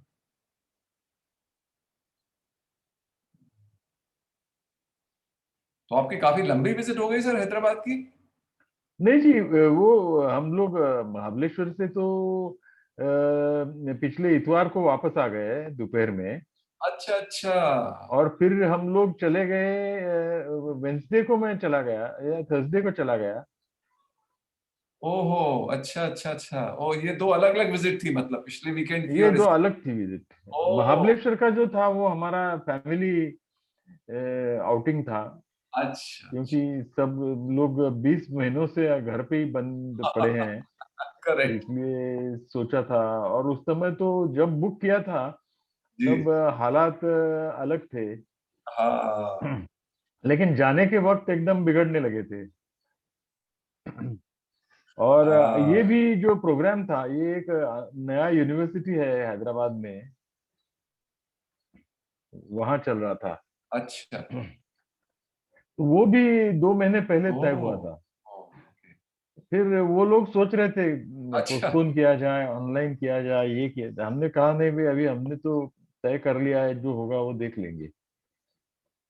इसकी देखी जाएगी ये बात। कोरोना से डर के घर में बैठना ठीक नहीं होगा। बिल्कुल सही सर, हम्म। बिल्कुल सही। तो हम पूरा प्रिकॉशन लेंगे, पूरी हाँ। सावधानी बरतेंगे, जी। लेकिन हम लोग आ जाएंगे, तो राइट। इसलिए गया था मैं। बहुत बढ़िया सर, बहुत बढ़िया। That is a way to go sir. बिल्कुल वही है, पूरा प्रिकॉशन लेकिन डरना नहीं। ना। और घर में भी यही मैं 2 साल से बोल रहा हूँ। जी। Doctor Amol has join back, so चलिए let's be. Yes, right. Sir please host कीजिए सिर्फ। No problem. हाँ हाँ।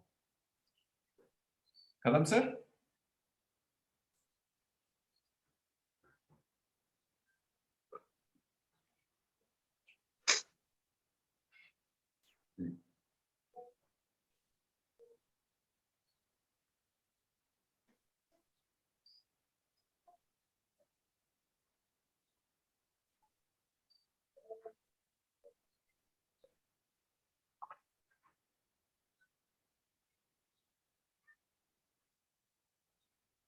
एक मिनट, कदम सर को मैसेज भेजना पड़ेगा।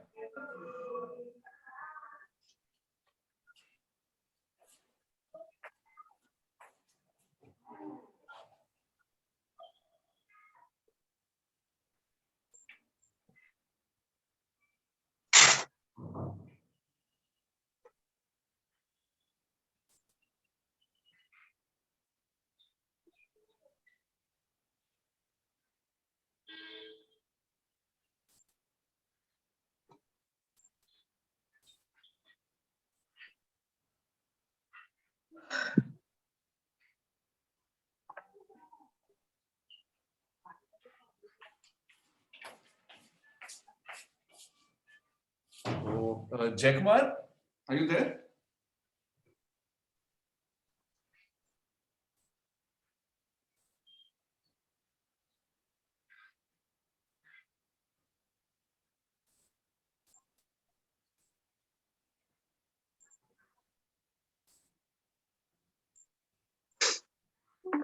डॉक्टर अमोल, मैं जस्ट मैं I was trying to reach कदम साहब. ओके सर, अभी तक जो हुआ है अगर उसमें डिस्कशन कर लेते तभी तक. हाँ हाँ, करेक्ट सर, बिल्कुल.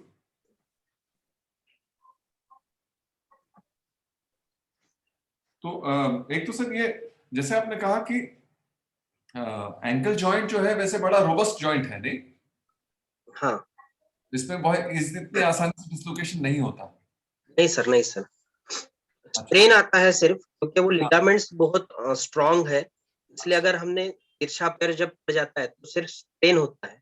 डिसलोकेट इसलिए नहीं होता क्योंकि वो टैलस के आजू बाजू में दोनों मैल्यूलस फिक्स बैठे हैं. जी. मेडियल और लेटरल मैल्यूलस है वो फिक्स है, इसलिए यहाँ पे डिसलोकेशन थोड़ा सा मुश्किल जाता है क्योंकि पीछे के साइड में एक लिगामेंट है, इंटर ट्रांसवर्स टिब्यूलोफिबुलर लिगामेंट, उस कारण भी वो पीछे की ओर भी नहीं सरक सकता, आगे की ओर मोस्टली डिसलोकेट नहीं होता, हुआ तो भी पीछे की ओर होता है. इसलिए मोस्ट ऑफ द टाइम वो पोजीशन जो है टैलस ऊपर की तरफ आया है, ठीक है, जी. और जो आगे की ओर 4 लिगामेंट्स जो है वो उसको डिस्प्लेस नहीं होने देगी, स्ट्रॉन्ग लिगामेंट्स है जी. नॉर्मल कंडीशन में. लेकिन जैसे ये होता है कि हाई हिल्स जो पहनती है, हाँ. जो फैशन है आजकल, लड़कियां जो हाई हिल्स पहनती है तो उसमें जो नॉर्मल एंगल होता है वो चेंज हो जाता है, इस जी. कारण एडिशनल प्रेशर आता है जो एंटीरियर लिगामेंट्स है वो डिस्प्लेस ना हो, इस कारण. इसलिए जो आजकल बैक पेन बढ़ रहा है क्योंकि ये मसल्स अल्टीमेटली एक दूसरे को अटैच होती है, इसलिए जो हाई हिल पहनती है उसको बहुत बार लो बैक की तकलीफ होती है, वो उसी कारण होती है क्योंकि जो एंटीरियर कंपार्टमेंट की मसल्स है उनको एडिशनल सपोर्ट देना पड़ता है ताकि वो डिस्प्लेस ना हो. अच्छा, ओके.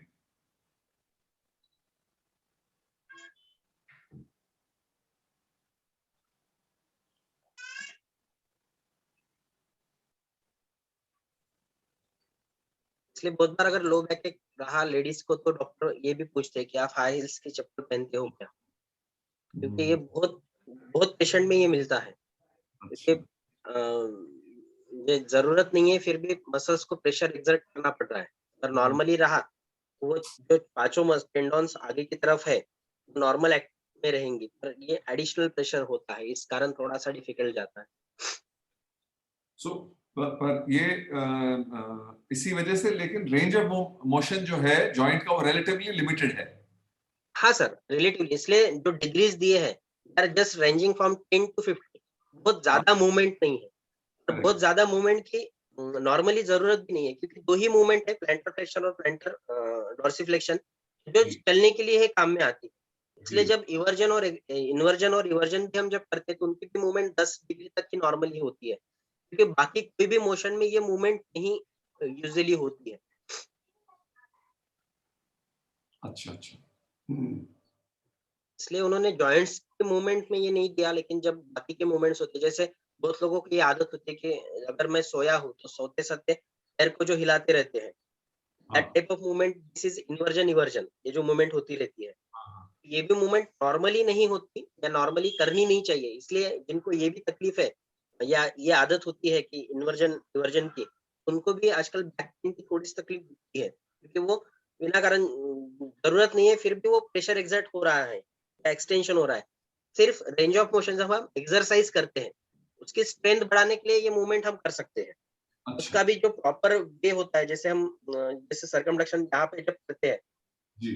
इसका वैसा फिजियोथेरेपी वाले ये भी बोलते हैं कि आप एंकल जॉइंट भी मूवमेंट कीजिए ऐसा, ठीक है, सिर्फ स्ट्रेच करने के लिए है. स्ट्रेच जो मूवमेंट हम मसल्स को स्ट्रेच करेंगे मसल्स की ये बढ़ेंगी, स्ट्रेंथ बढ़ेंगी, उस कारण है. लेकिन बहुत अगर दिन भर आप उसको पैर को हिलाते रहते हो तो वो भी अच्छी बात नहीं, वो एडिशनल प्रेशर एक्सर्ट होता है या एडिशनल एक्सरसाइज उसकी होती है, वो फटीग हो जाती है जल्दी, उस कारण से भी पैर जो दुखते हैं. अगर आपकी पीठ दुख रही है आप सिर्फ ऐसे ऐसे पैर हिलाइए, आपको एटलीस्ट फ्रैक्शन ऑफ सेकंड के लिए अच्छा लगेगा क्योंकि वो मूवमेंट हो रही है, मूवमेंट होने के कारण वो प्रेशर वेरिएबल करने की ये होती है, तो वो फ्रैक्शन ऑफ सेकंड के लिए हमें अच्छा भी लगता है. लेकिन अगर कंटिन्यू आदत रही तो उसके भी साइड इफेक्ट थोड़े से मिलते हैं. सो डॉक्टर साहब फिर हाँ सर. अपने को जो लूजनिंग एक्सरसाइजेस जो अपन करते हैं बेसिकली आसन सेशन शुरू करने से पहले वैसे एडवाइजेबल भी है कि थोड़े सूक्ष्म व्यायाम लूजनिंग एक्सरसाइज की जाए. तो एंकल जॉइंट के लिए कौन कौन सी एडवाइजेबल हैं, मतलब मूवमेंट्स उस सिंपल है सर। जो हम बेसिकली अगर वृक्षासन जो हमने देखा कि हम फिंगर्स के टोप पे खड़े हो जाते हैं, ये जी। भी मूवमेंट सफिशिएंट है। जी। क्योंकि सिंपल मूवमेंट में जो फ्लेक्सर कंपार्टमेंट होता है लेग का, वो स्ट्रेच हो जाता है और हम वापस जगह पे आए, जगह पे आते वक्त जो नॉर्मल पोजीशन में आ रहे हैं उसमें डॉर्सिफ्लेक्शन होता है, तो एंटीरियर कंपार्टमेंट की भी मसल वहां पे प्रेशर एक्सर्ट होता है। जी। ये भी नॉर्मल मूवमेंट है।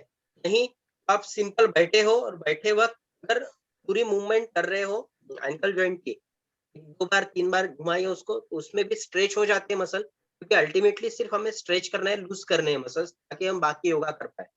जी। तो बाकी योगा के जब करते हैं तो साथ में ही वो भी मूवमेंट होती है, तो सिर्फ स्ट्रेच करने के लिए उतना भी सफिशिएंट है। प्लैंटर फ्लेक्शन कीजिए, डोर्सल फ्लेक्शन कीजिए, सफिशिएंट। एक जो ऐसे सपोज अपन ने अपन ने स्ट्रेच आउट ऐसे किया हुआ है, तो जैसे जैसे फीट से नमस्ते करने की कोशिश करना, is that advisable? Actually sir अगर बहुत ज्यादा योगासन की प्रैक्टिस है और वो नॉर्मली हो रहा है तो ठीक है, क्योंकि ये पहले दिन या दूसरे दिन पॉसिबल ही नहीं है, क्योंकि हाँ। वो हम सुपिनेशन में जा रहे हैं या इन्वर्जन में जा रहे हैं, ठीक है। वो प्रैक्टिकली बाकी यानी लैटरल जो लिगामेंट्स है उसको एक्स्ट्रा प्रेशर क्रिएट कर रहा है, तो एकदम से एक्स्ट्रा प्रेशर क्रिएट करा तो वहां पे लैटरल लिगामेंट्स रप्चर हो सकती है, स्प्रेन हो सकता है। डिस्लोकेट तो 100% नहीं लेगा, लेकिन वो स्प्रेन हो सकता है।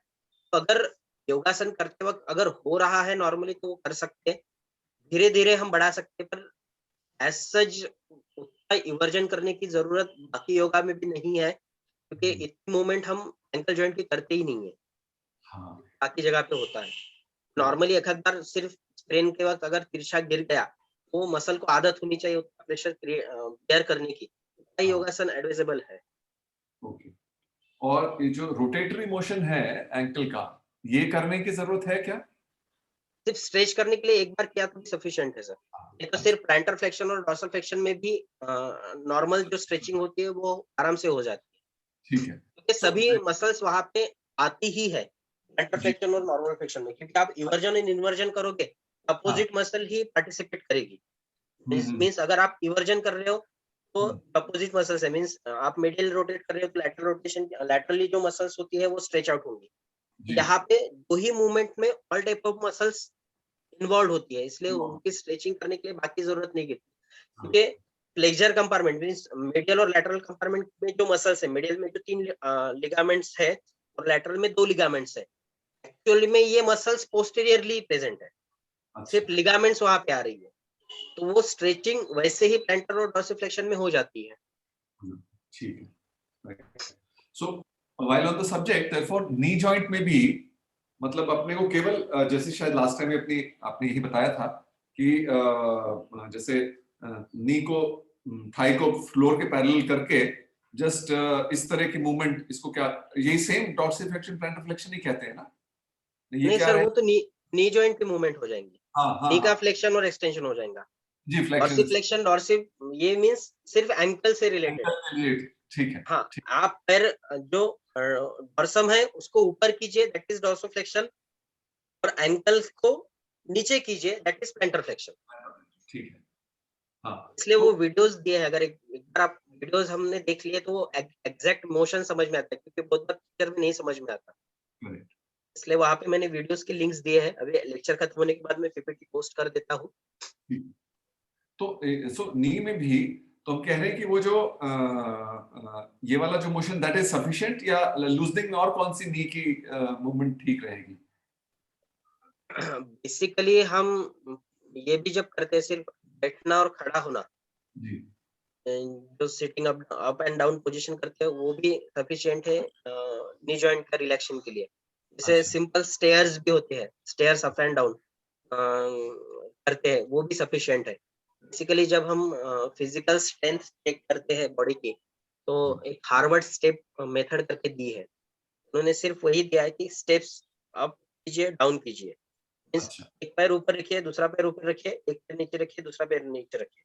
ये अच्छा। भी सिंपल एक्सरसाइज है बॉडी की स्ट्रेंथ काउंट करने के लिए। अच्छा। तो उनका फार्मूला दिया है, पल्स काउंट करते हैं, डिवाइड करते हैं, वगैरह वगैरह, हार्वर्ड स्टेप मेथड का। कि आपका बल कितना है, बेसिकली आपकी फिजिकल पावर कितनी है, अगर आपको चेक करनी है कि तो उन्होंने वो हार्वर्ड स्टेप मेथड से दिया है।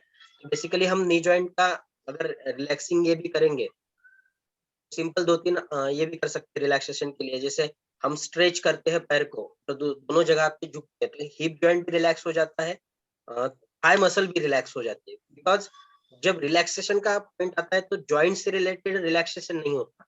Relaxation it is related with the muscles. जी मसल्स रिलैक्स हो गए तो जॉइंट्स 100% फ्लेक्सिबल होंगे ही। मसल को सिर्फ हमें रिलैक्स करना है।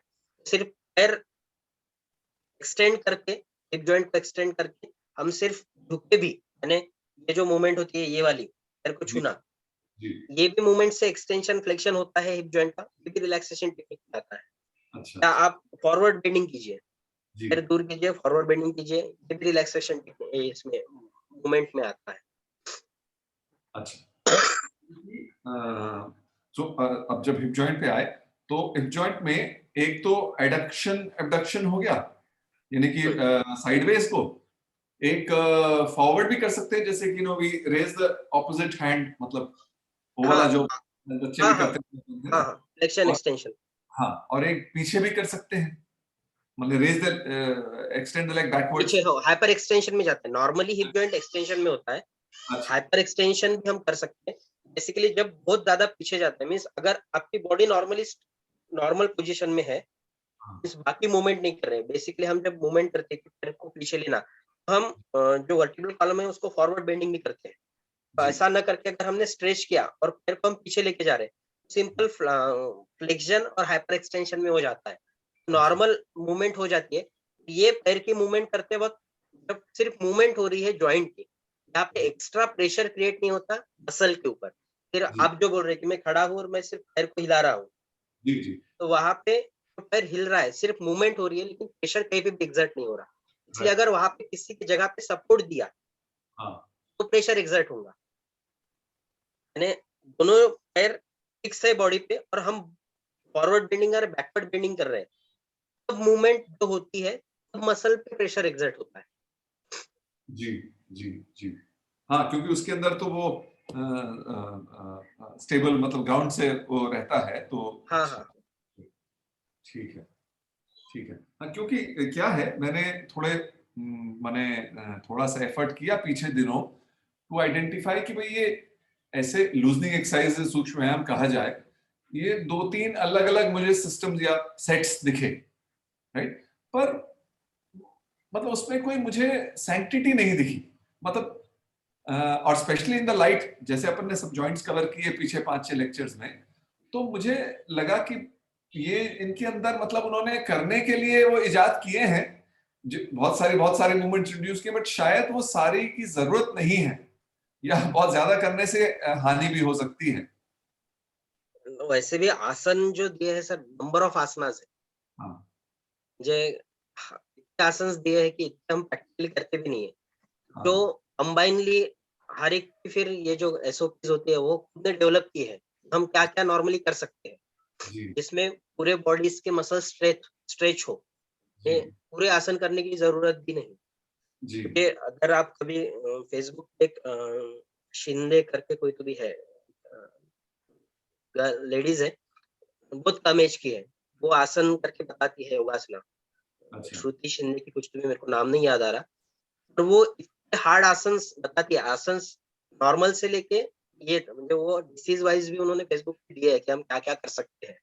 हाँ तो हाँ वो आसनाज हर प्रकार के उन्होंने किए हैं, जी बताए भी हैं।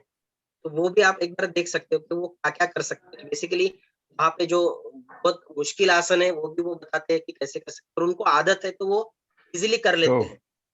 हम इतना इज़िली नहीं कर पाते। हमें स्टार्टिंग में एट द बिगिनर्स हम क्या कर सकते हैं? जी तो इसके लिए भी बेसिक आसना से हम स्टार्ट कर सकते हैं और लास्ट तक जा सकते हैं। पर पहले दिन हम अगर बोलेंगे कि हमें बहुत ज़्यादा स्ट्रेच करना है, मसल को आदत ही नहीं है, जी तो बहुत बार फटीग हो जाती है, रप्चर होता है, फिर कहीं टेंडन वगैरह ऐसा थोड़ा-फार ये होता है। जी हाँ। सो क्या है, अभी अ, जिस तरह से अर्बन लाइफ जैसे अपन जी रहे हैं, उसमें इवन आसन को अटेम्प्ट करने से पहले भी फॉर मेनी पीपल, भाई हम लोग का हम में से काफी का कुछ समय का योग अभ्यास है, तो थोड़ी बहुत बॉडी शायद कंडीशन है। लेकिन अगर हम किसी दूसरे को सिखा रहे हैं, तो मैं देख रहा हूँ कि वो तो आजकल ऑलमोस्ट एक्सरसाइज, और फिर कोरोना योग में तो वैसे ही और कम हो गई है मूवमेंट।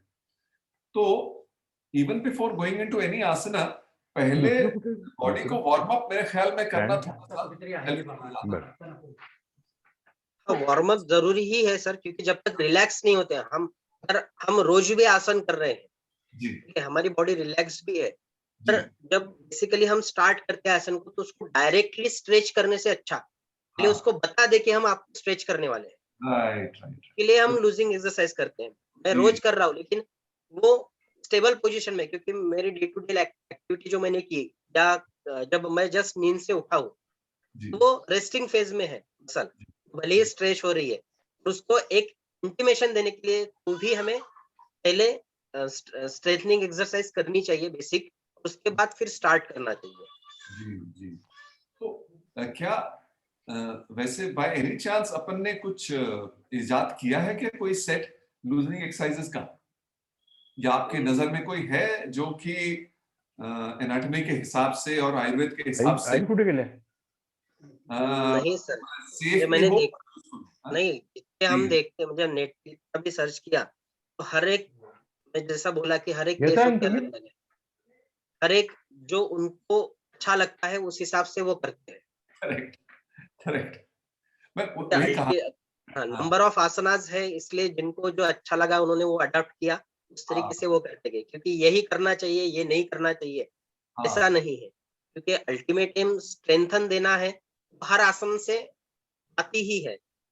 ये भी नहीं बोल हाँ सकते कि यही आसन, हम अगर मैं 1 घंटा एक्सरसाइज कर रहा हूँ तो मुझे यही एक आसन करना है, आप हाँ वो भी चेंज कर सकते हो। आज एक आसन किया तो वो 5 दिन 6 दिन के लिए कीजिए, फिर उसी के टाइप में दूसरा आसन कीजिए, क्योंकि जी बहुत ज्यादा डिफरेंस भी नहीं है। जैसे हमने अभी बताया कि अंजनेय आसन, फिर ये उसके बाद दैट वॉरियर आसन, ये जो है जी लगभग सेम है, मूवमेंट थोड़ी सी डिफरेंट आती है, जी उसकी जो स्टार्टिंग पॉइंट एंड पॉइंट और वे ऑफ जो परफॉर्मिंग होती है वो अलग अलग होती है, पर थोड़ी फार ये जो होती है movements, they are related with the muscles, थोडीफार नंबर ऑफ आसनास है, थोडीफार ये एसओपी किसी की भी नहीं है। इसलिए जो हम रिसर्चेस भी देखते, जैसे मैंने अभी एंकल जॉइंट का रिसर्चेस बताया, जी यही जॉइंट्स, यही आसना हमने हिप जॉइंट में भी देखे, नी जॉइंट में भी देखे हैं।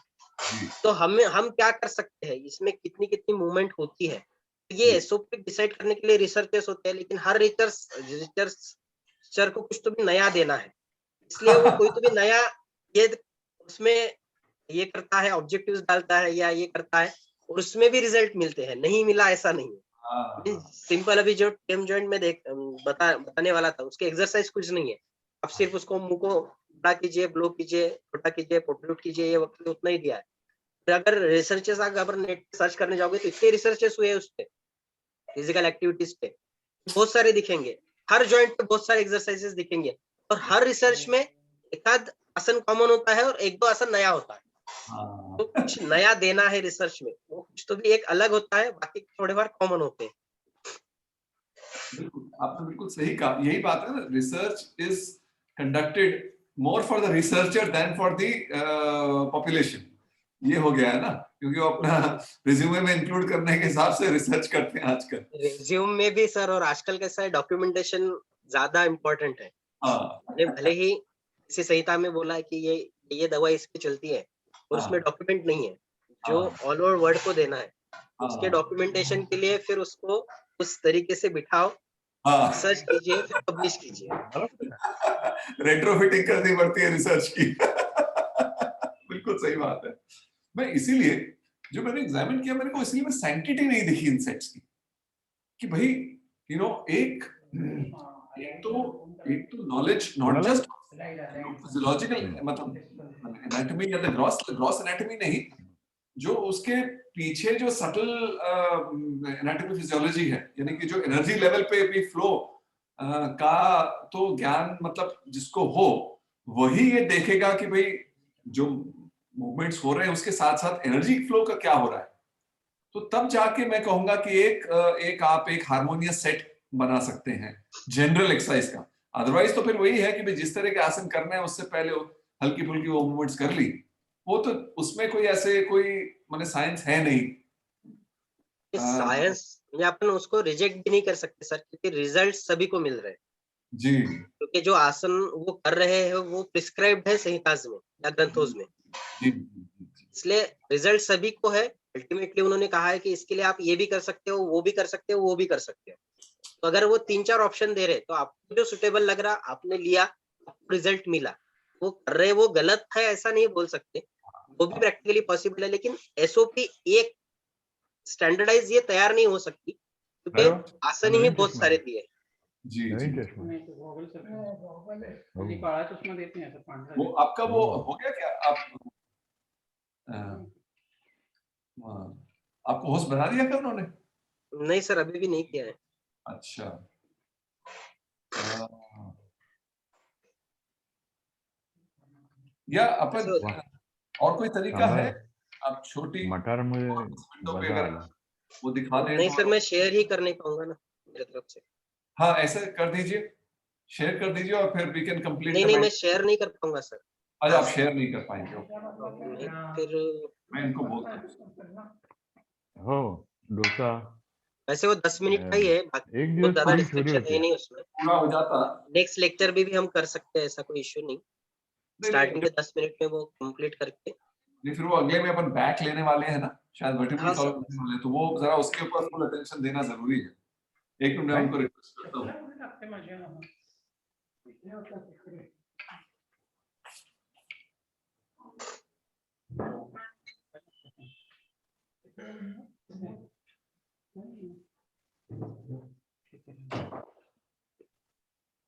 ते पण उचलून इकडे आणून ठेवले, म्हटलं जागेवर ठेव परत.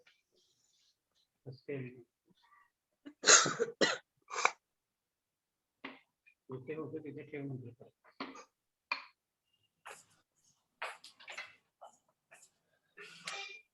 लेवल ऑपरेशनला काही त्रास झाला नाही ना? व्यस्त हो गए हैं। और कोई तरीका है डॉक्टर साहब, अगर यदि आप उसको भेज दें पीपीटी को और फिर अपन कंटिन्यू कर लें, या फिर कैसे करें, अगली बार करें? पीपीटी भेज सकता हूँ सर मैं मेल पे, कोई इश्यू नहीं, पर मैं फिर हर एक को वो चेंज करना पड़ेगा जो मैं बता रहा हूँ। कोई बात नहीं, क्या वो है? एरो के साथ अगर लिगामेंट जो शो करता हूँ ना, हाँ वो थोड़ा सा मुश्किल जाएगा मुझे बताना क्या है, और आप उनसे slide I agree sir, I agree. वैसे उसमें योगासन वगैरह नहीं है, सिर्फ सिंपल एक्सरसाइजेस दिए, तो 10 मिनट का ही लेक्चर है। तो हम नेक्स्ट टाइम लगे तो थोड़ा सा अगर जल्दी भी आ गए तो ऐसा भी हो नहीं वो सकता जल्दी आना मुश्किल हो जाता है, और फिर क्या अटेंशन स्पैन जो है वो बस max 90 minutes, more like 60 to 75 minutes. इसलिए लेक्चर 60 मिनट्स का हुआ और 30 मिनट्स Q&A हुआ, परफेक्ट है वो। ये ठीक है ना सर, तो नेक्स्ट टाइम हो सकता है 10 मिनट में हम कवर कर लेंगे, 10 मिनट में अच्छा। जितना है, क्योंकि ज्यादा कुछ बताने जैसा है नहीं, सिर्फ थ्योरेटिकल पोर्शन है और सिर्फ 7 एक्सरसाइज को उन्होंने बताया है। और बाकी जो वर्टिकल कॉलम में हमें डिस्कस करना है, तो हमने अभी तक बोन डिस्कस नहीं किए हैं। मसल्स हमने जी किए थे, लेकिन मैं सोच रहा हूँ कि मसल्स भी फिर से एक बार रिवीजन कर पूरे लेंगे ले सर। लूं, हाँ हाँ साथ में, और फिर आसनास पे आते हैं कि हम क्या कोई क्या कर बात नहीं सकते साहब, टीएमजे कर लो अभी, फिर टीएमजे भी कर लो, अगली बार बिल्कुल पूरा बैक के ऊपर फोकस करेंगे, हैं। फिर ओके सर। डिस्ट्रैक्ट नहीं हो। हाँ आप कर लीजिए, कोई बात नहीं, आप पीपीटी भेज दीजिएगा हमें, अभी भेज दीजिएगा, ओके हम सर। अलग फोन से उसको पीपीटी देख लेंगे, ओके थोड़ा सर। सा, कोई बात नहीं। हाँ आप कंटिन्यू करो टीएमजे, जो भी विद इन द लिमिटेशंस अपन करते हैं कंटिन्यू। नहीं एक्चुअली हाँ ठीक है ना सर, कोई इशू नहीं, हो जाएगा। तो बेसिकली टीएम जॉइंट मैंडिबल हमने बेसिकली देखा था, it is a type of condylar joint, पीछे के और कॉन्डाइल्स होते हैं जो फोसा में अटैच होते हैं, टेम्पोरोमैंडिबुलर फोसा में। यहाँ पे जो पोर्शन अजून है, हवा जैसे का आप पंखा? ईयर का पोर्शन देख रहे हैं, यहाँ पे आगे अगर आप टच करोगे सिर्फ मूवमेंट कीजिए जॉ की, आपको ये फील होगी this is a temporomandibular joint, ठीक है। This is condylar type of joint, and according to Ayurveda, that is the Vyasakunda type of joint. Then having capsule present over here, just surrounded होती है joints के ही, fibrous capsules होते हैं that surrounds the joints and incorporates the articular eminence, जहाँ जहाँ पे articular eminence है उसी को वो incorporate करती है। Basically यहाँ पे जो अलग है, उसके बीच में एक डिस्क होती है that is called as an articular disc, ये बाकी जगह से अलग है।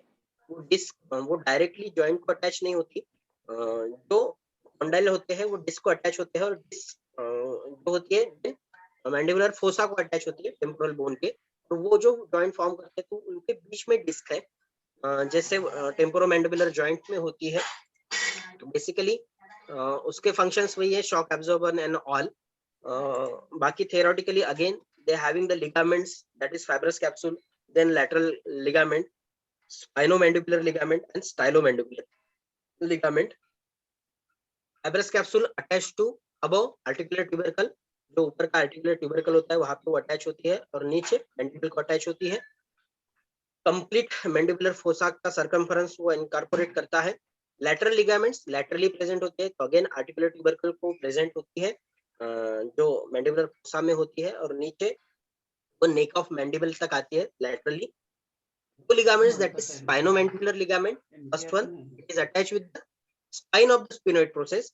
Sphenoid process या sphenoid bone होती है उसके spine को अटैच होती है, और inferiorly it just attached to the lingula। जो मैंडिबल का पोर्शन है इनर साइड में हमने ये देखा था, वहाँ पे छोटा सा एलिवेशन होता है, वहाँ पोर्शन हाँ माधुरी बोलती है लिंग्यूला। हाँ, तुम्ही आहात का संध्याकाळी आज That is stylomandibular संध्याकाळी process घरी आहात का ligament, that is styloid process, जो यहाँ हाँ? पे ऐकायला पीछे येत की नाही ओर त्याला. आपको हमें मिलेंगे, संध्याकाळी घरी आहात का ये जो ईयर है, ईयर के सर नीचे एक भोपटकर सर 5 जरा शायद वाजेपर्यंत mute येतो कर आम्ही दीजिए. हाँ भोपटकर सर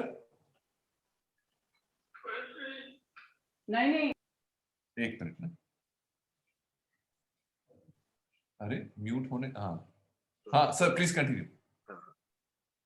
जो नेक्स्ट लिगामेंट होती है दैट इज स्टाइलोमैंडिबुलर लिगामेंट। तो ये ईयर है, इसके पीछे यहाँ पे मैस्टोइड प्रोसेस होती है, उसके नीचे यहाँ पे एक स्टाइलॉइड प्रोसेस होती है, तो यहाँ से लेके मैंडिबल तक वो लिगामेंट अटैच होती है, that is stylomandibular ligament, means sphenomandibular, stylomandibular and fibrous capsule and the lateral ligament, these are the ligament. उसके बाद जो आर्टिकुलेशंस होते हैं it's within the joint, again this is type of an synovial hinge type of joint, दो ही movement होते हैं unidirectional, इसलिए तो जो आर्टिकुलेशंस होते हैं they are just movements, first one the protrusion, depression and the chewing movements। ये तीनों मूवमेंट्स है, उसके वीडियोस की लिंक भी मैंने नीचे दी है, एक एक मूवमेंट्स हम सिर्फ देख लेते हैं। जैसे डिप्रेशन हो गया, तो अगर मैंडिबल ये है, ठीक है, ये मुंह मैंने खोल दिया, सिर्फ ओपन किया, तो ये जो मैंडिबल है ये नीचे चला गया, this is called as an depression. इसको मैंने जगह पे ऊपर लगा दिया, this is called as an elevation, means नीचे आया डिप्रेशन, ऊपर आया elevation. This is two type of movement, depression and elevation.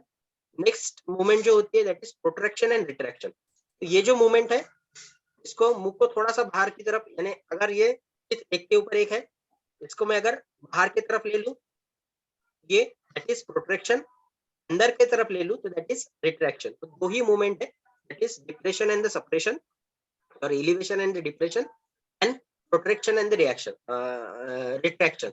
Basically ये जो होता है नी टेम्पोरोमैंडिबुलर लॉक वगैरह हमने सुना होगा कि बहुत बार ये मुंह खुला का खुला रहता है, वो बंद नहीं कर पाते। तो ये जो कॉन्डलर होता है जो मैंडिबुलर फोसा में अटैच होता है, वहां से थोड़ा सा नीचे आके डिसलोकेट हो जाता है, तो ऐसे कंडीशन में वो वापस उसकी जगह पे फिट नहीं हो पाता, ऐसे कंडीशन में वो जॉ लॉक हो जाता है। तो ऐसे कंडीशन में कुछ नहीं, डॉक्टर के पास अगर आप गए तो वो मैन्युअली सिर्फ उसको कोशिश करता है कि उसकी जगह पे लाने की।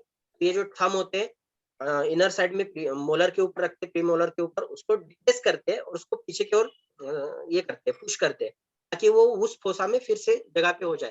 अगर मैन्युअली हुआ इट्स वेल एंड गुड, नहीं तो सिर्फ सर्जरी करनी पड़ती है। तो सिर्फ मूवमेंट जो है डिप्रेशन एलिवेशन है, बेसिकली इतना ही इसमें है।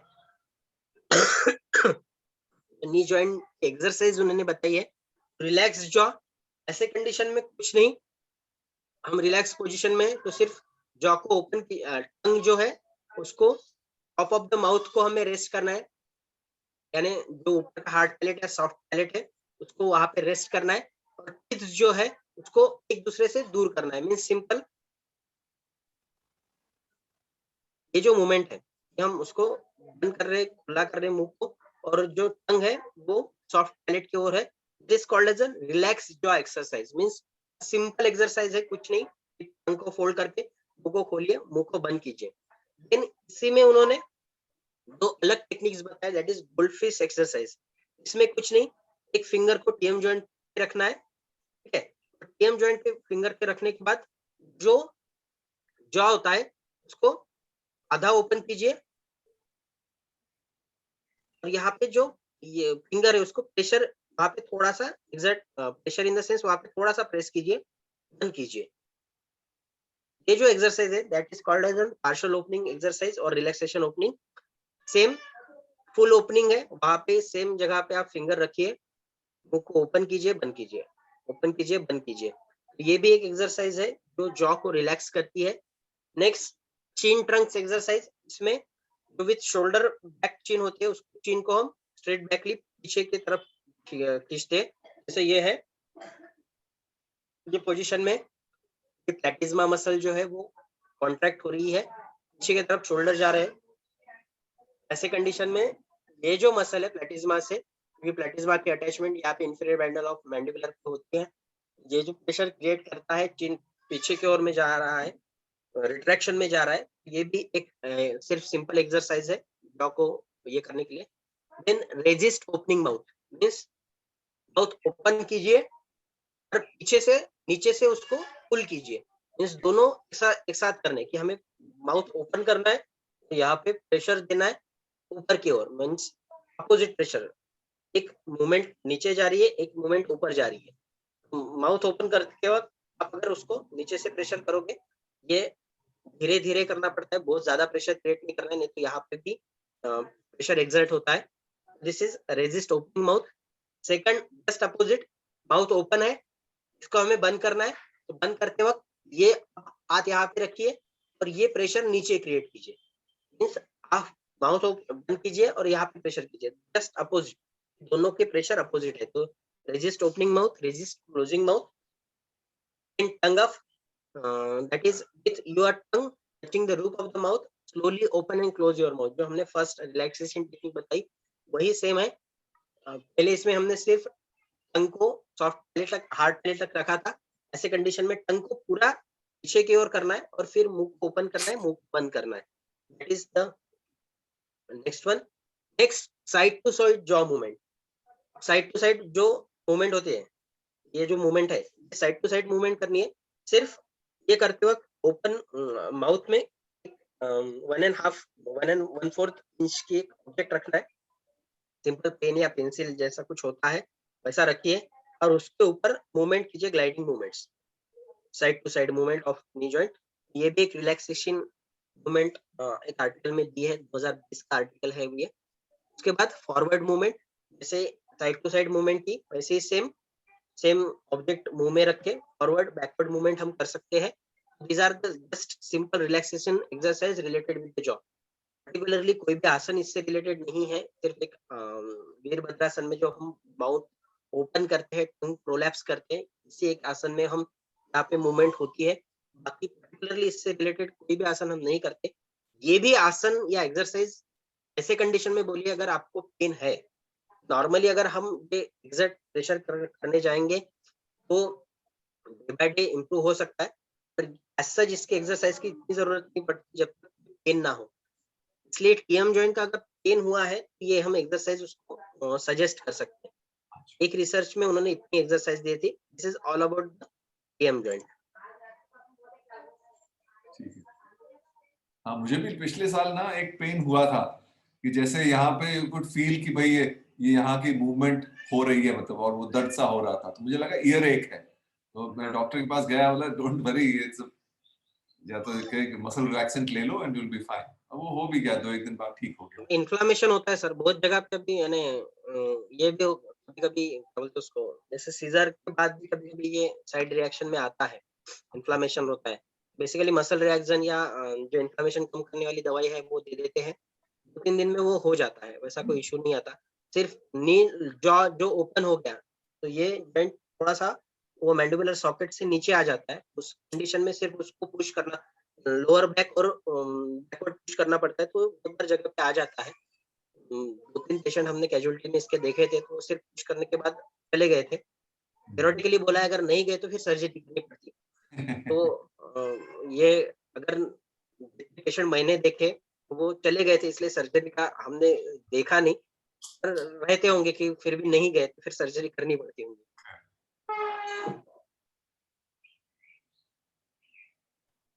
पीपीटी में शेयर कर देता हूँ, उसके वीडियोस भी है, लिंक स्लाइड्स पे दी है मैंने। और फिर कोई क्वेश्चंस होंगे तो अपन अगले सेशन में एड्रेस हाँ सर, हाँ सर, हाँ सर, हाँ है सर, ना। तो अगला 16 तारीख वाला भी आप ही लेंगे ना। हाँ सर, मैं ही ले लूंगा। ठीक है सर, राइट। हाँ सर, हो ही गए। यस सर, चलिए तो ठीक है, thank you very much doctor. Thank you sir, so see you next Sunday. Thank you sir, नमस्ते डॉक्टर देशपांडे। नमस्ते sir. So we meet at 10:45. कमी झाली पण. Yes yes sir.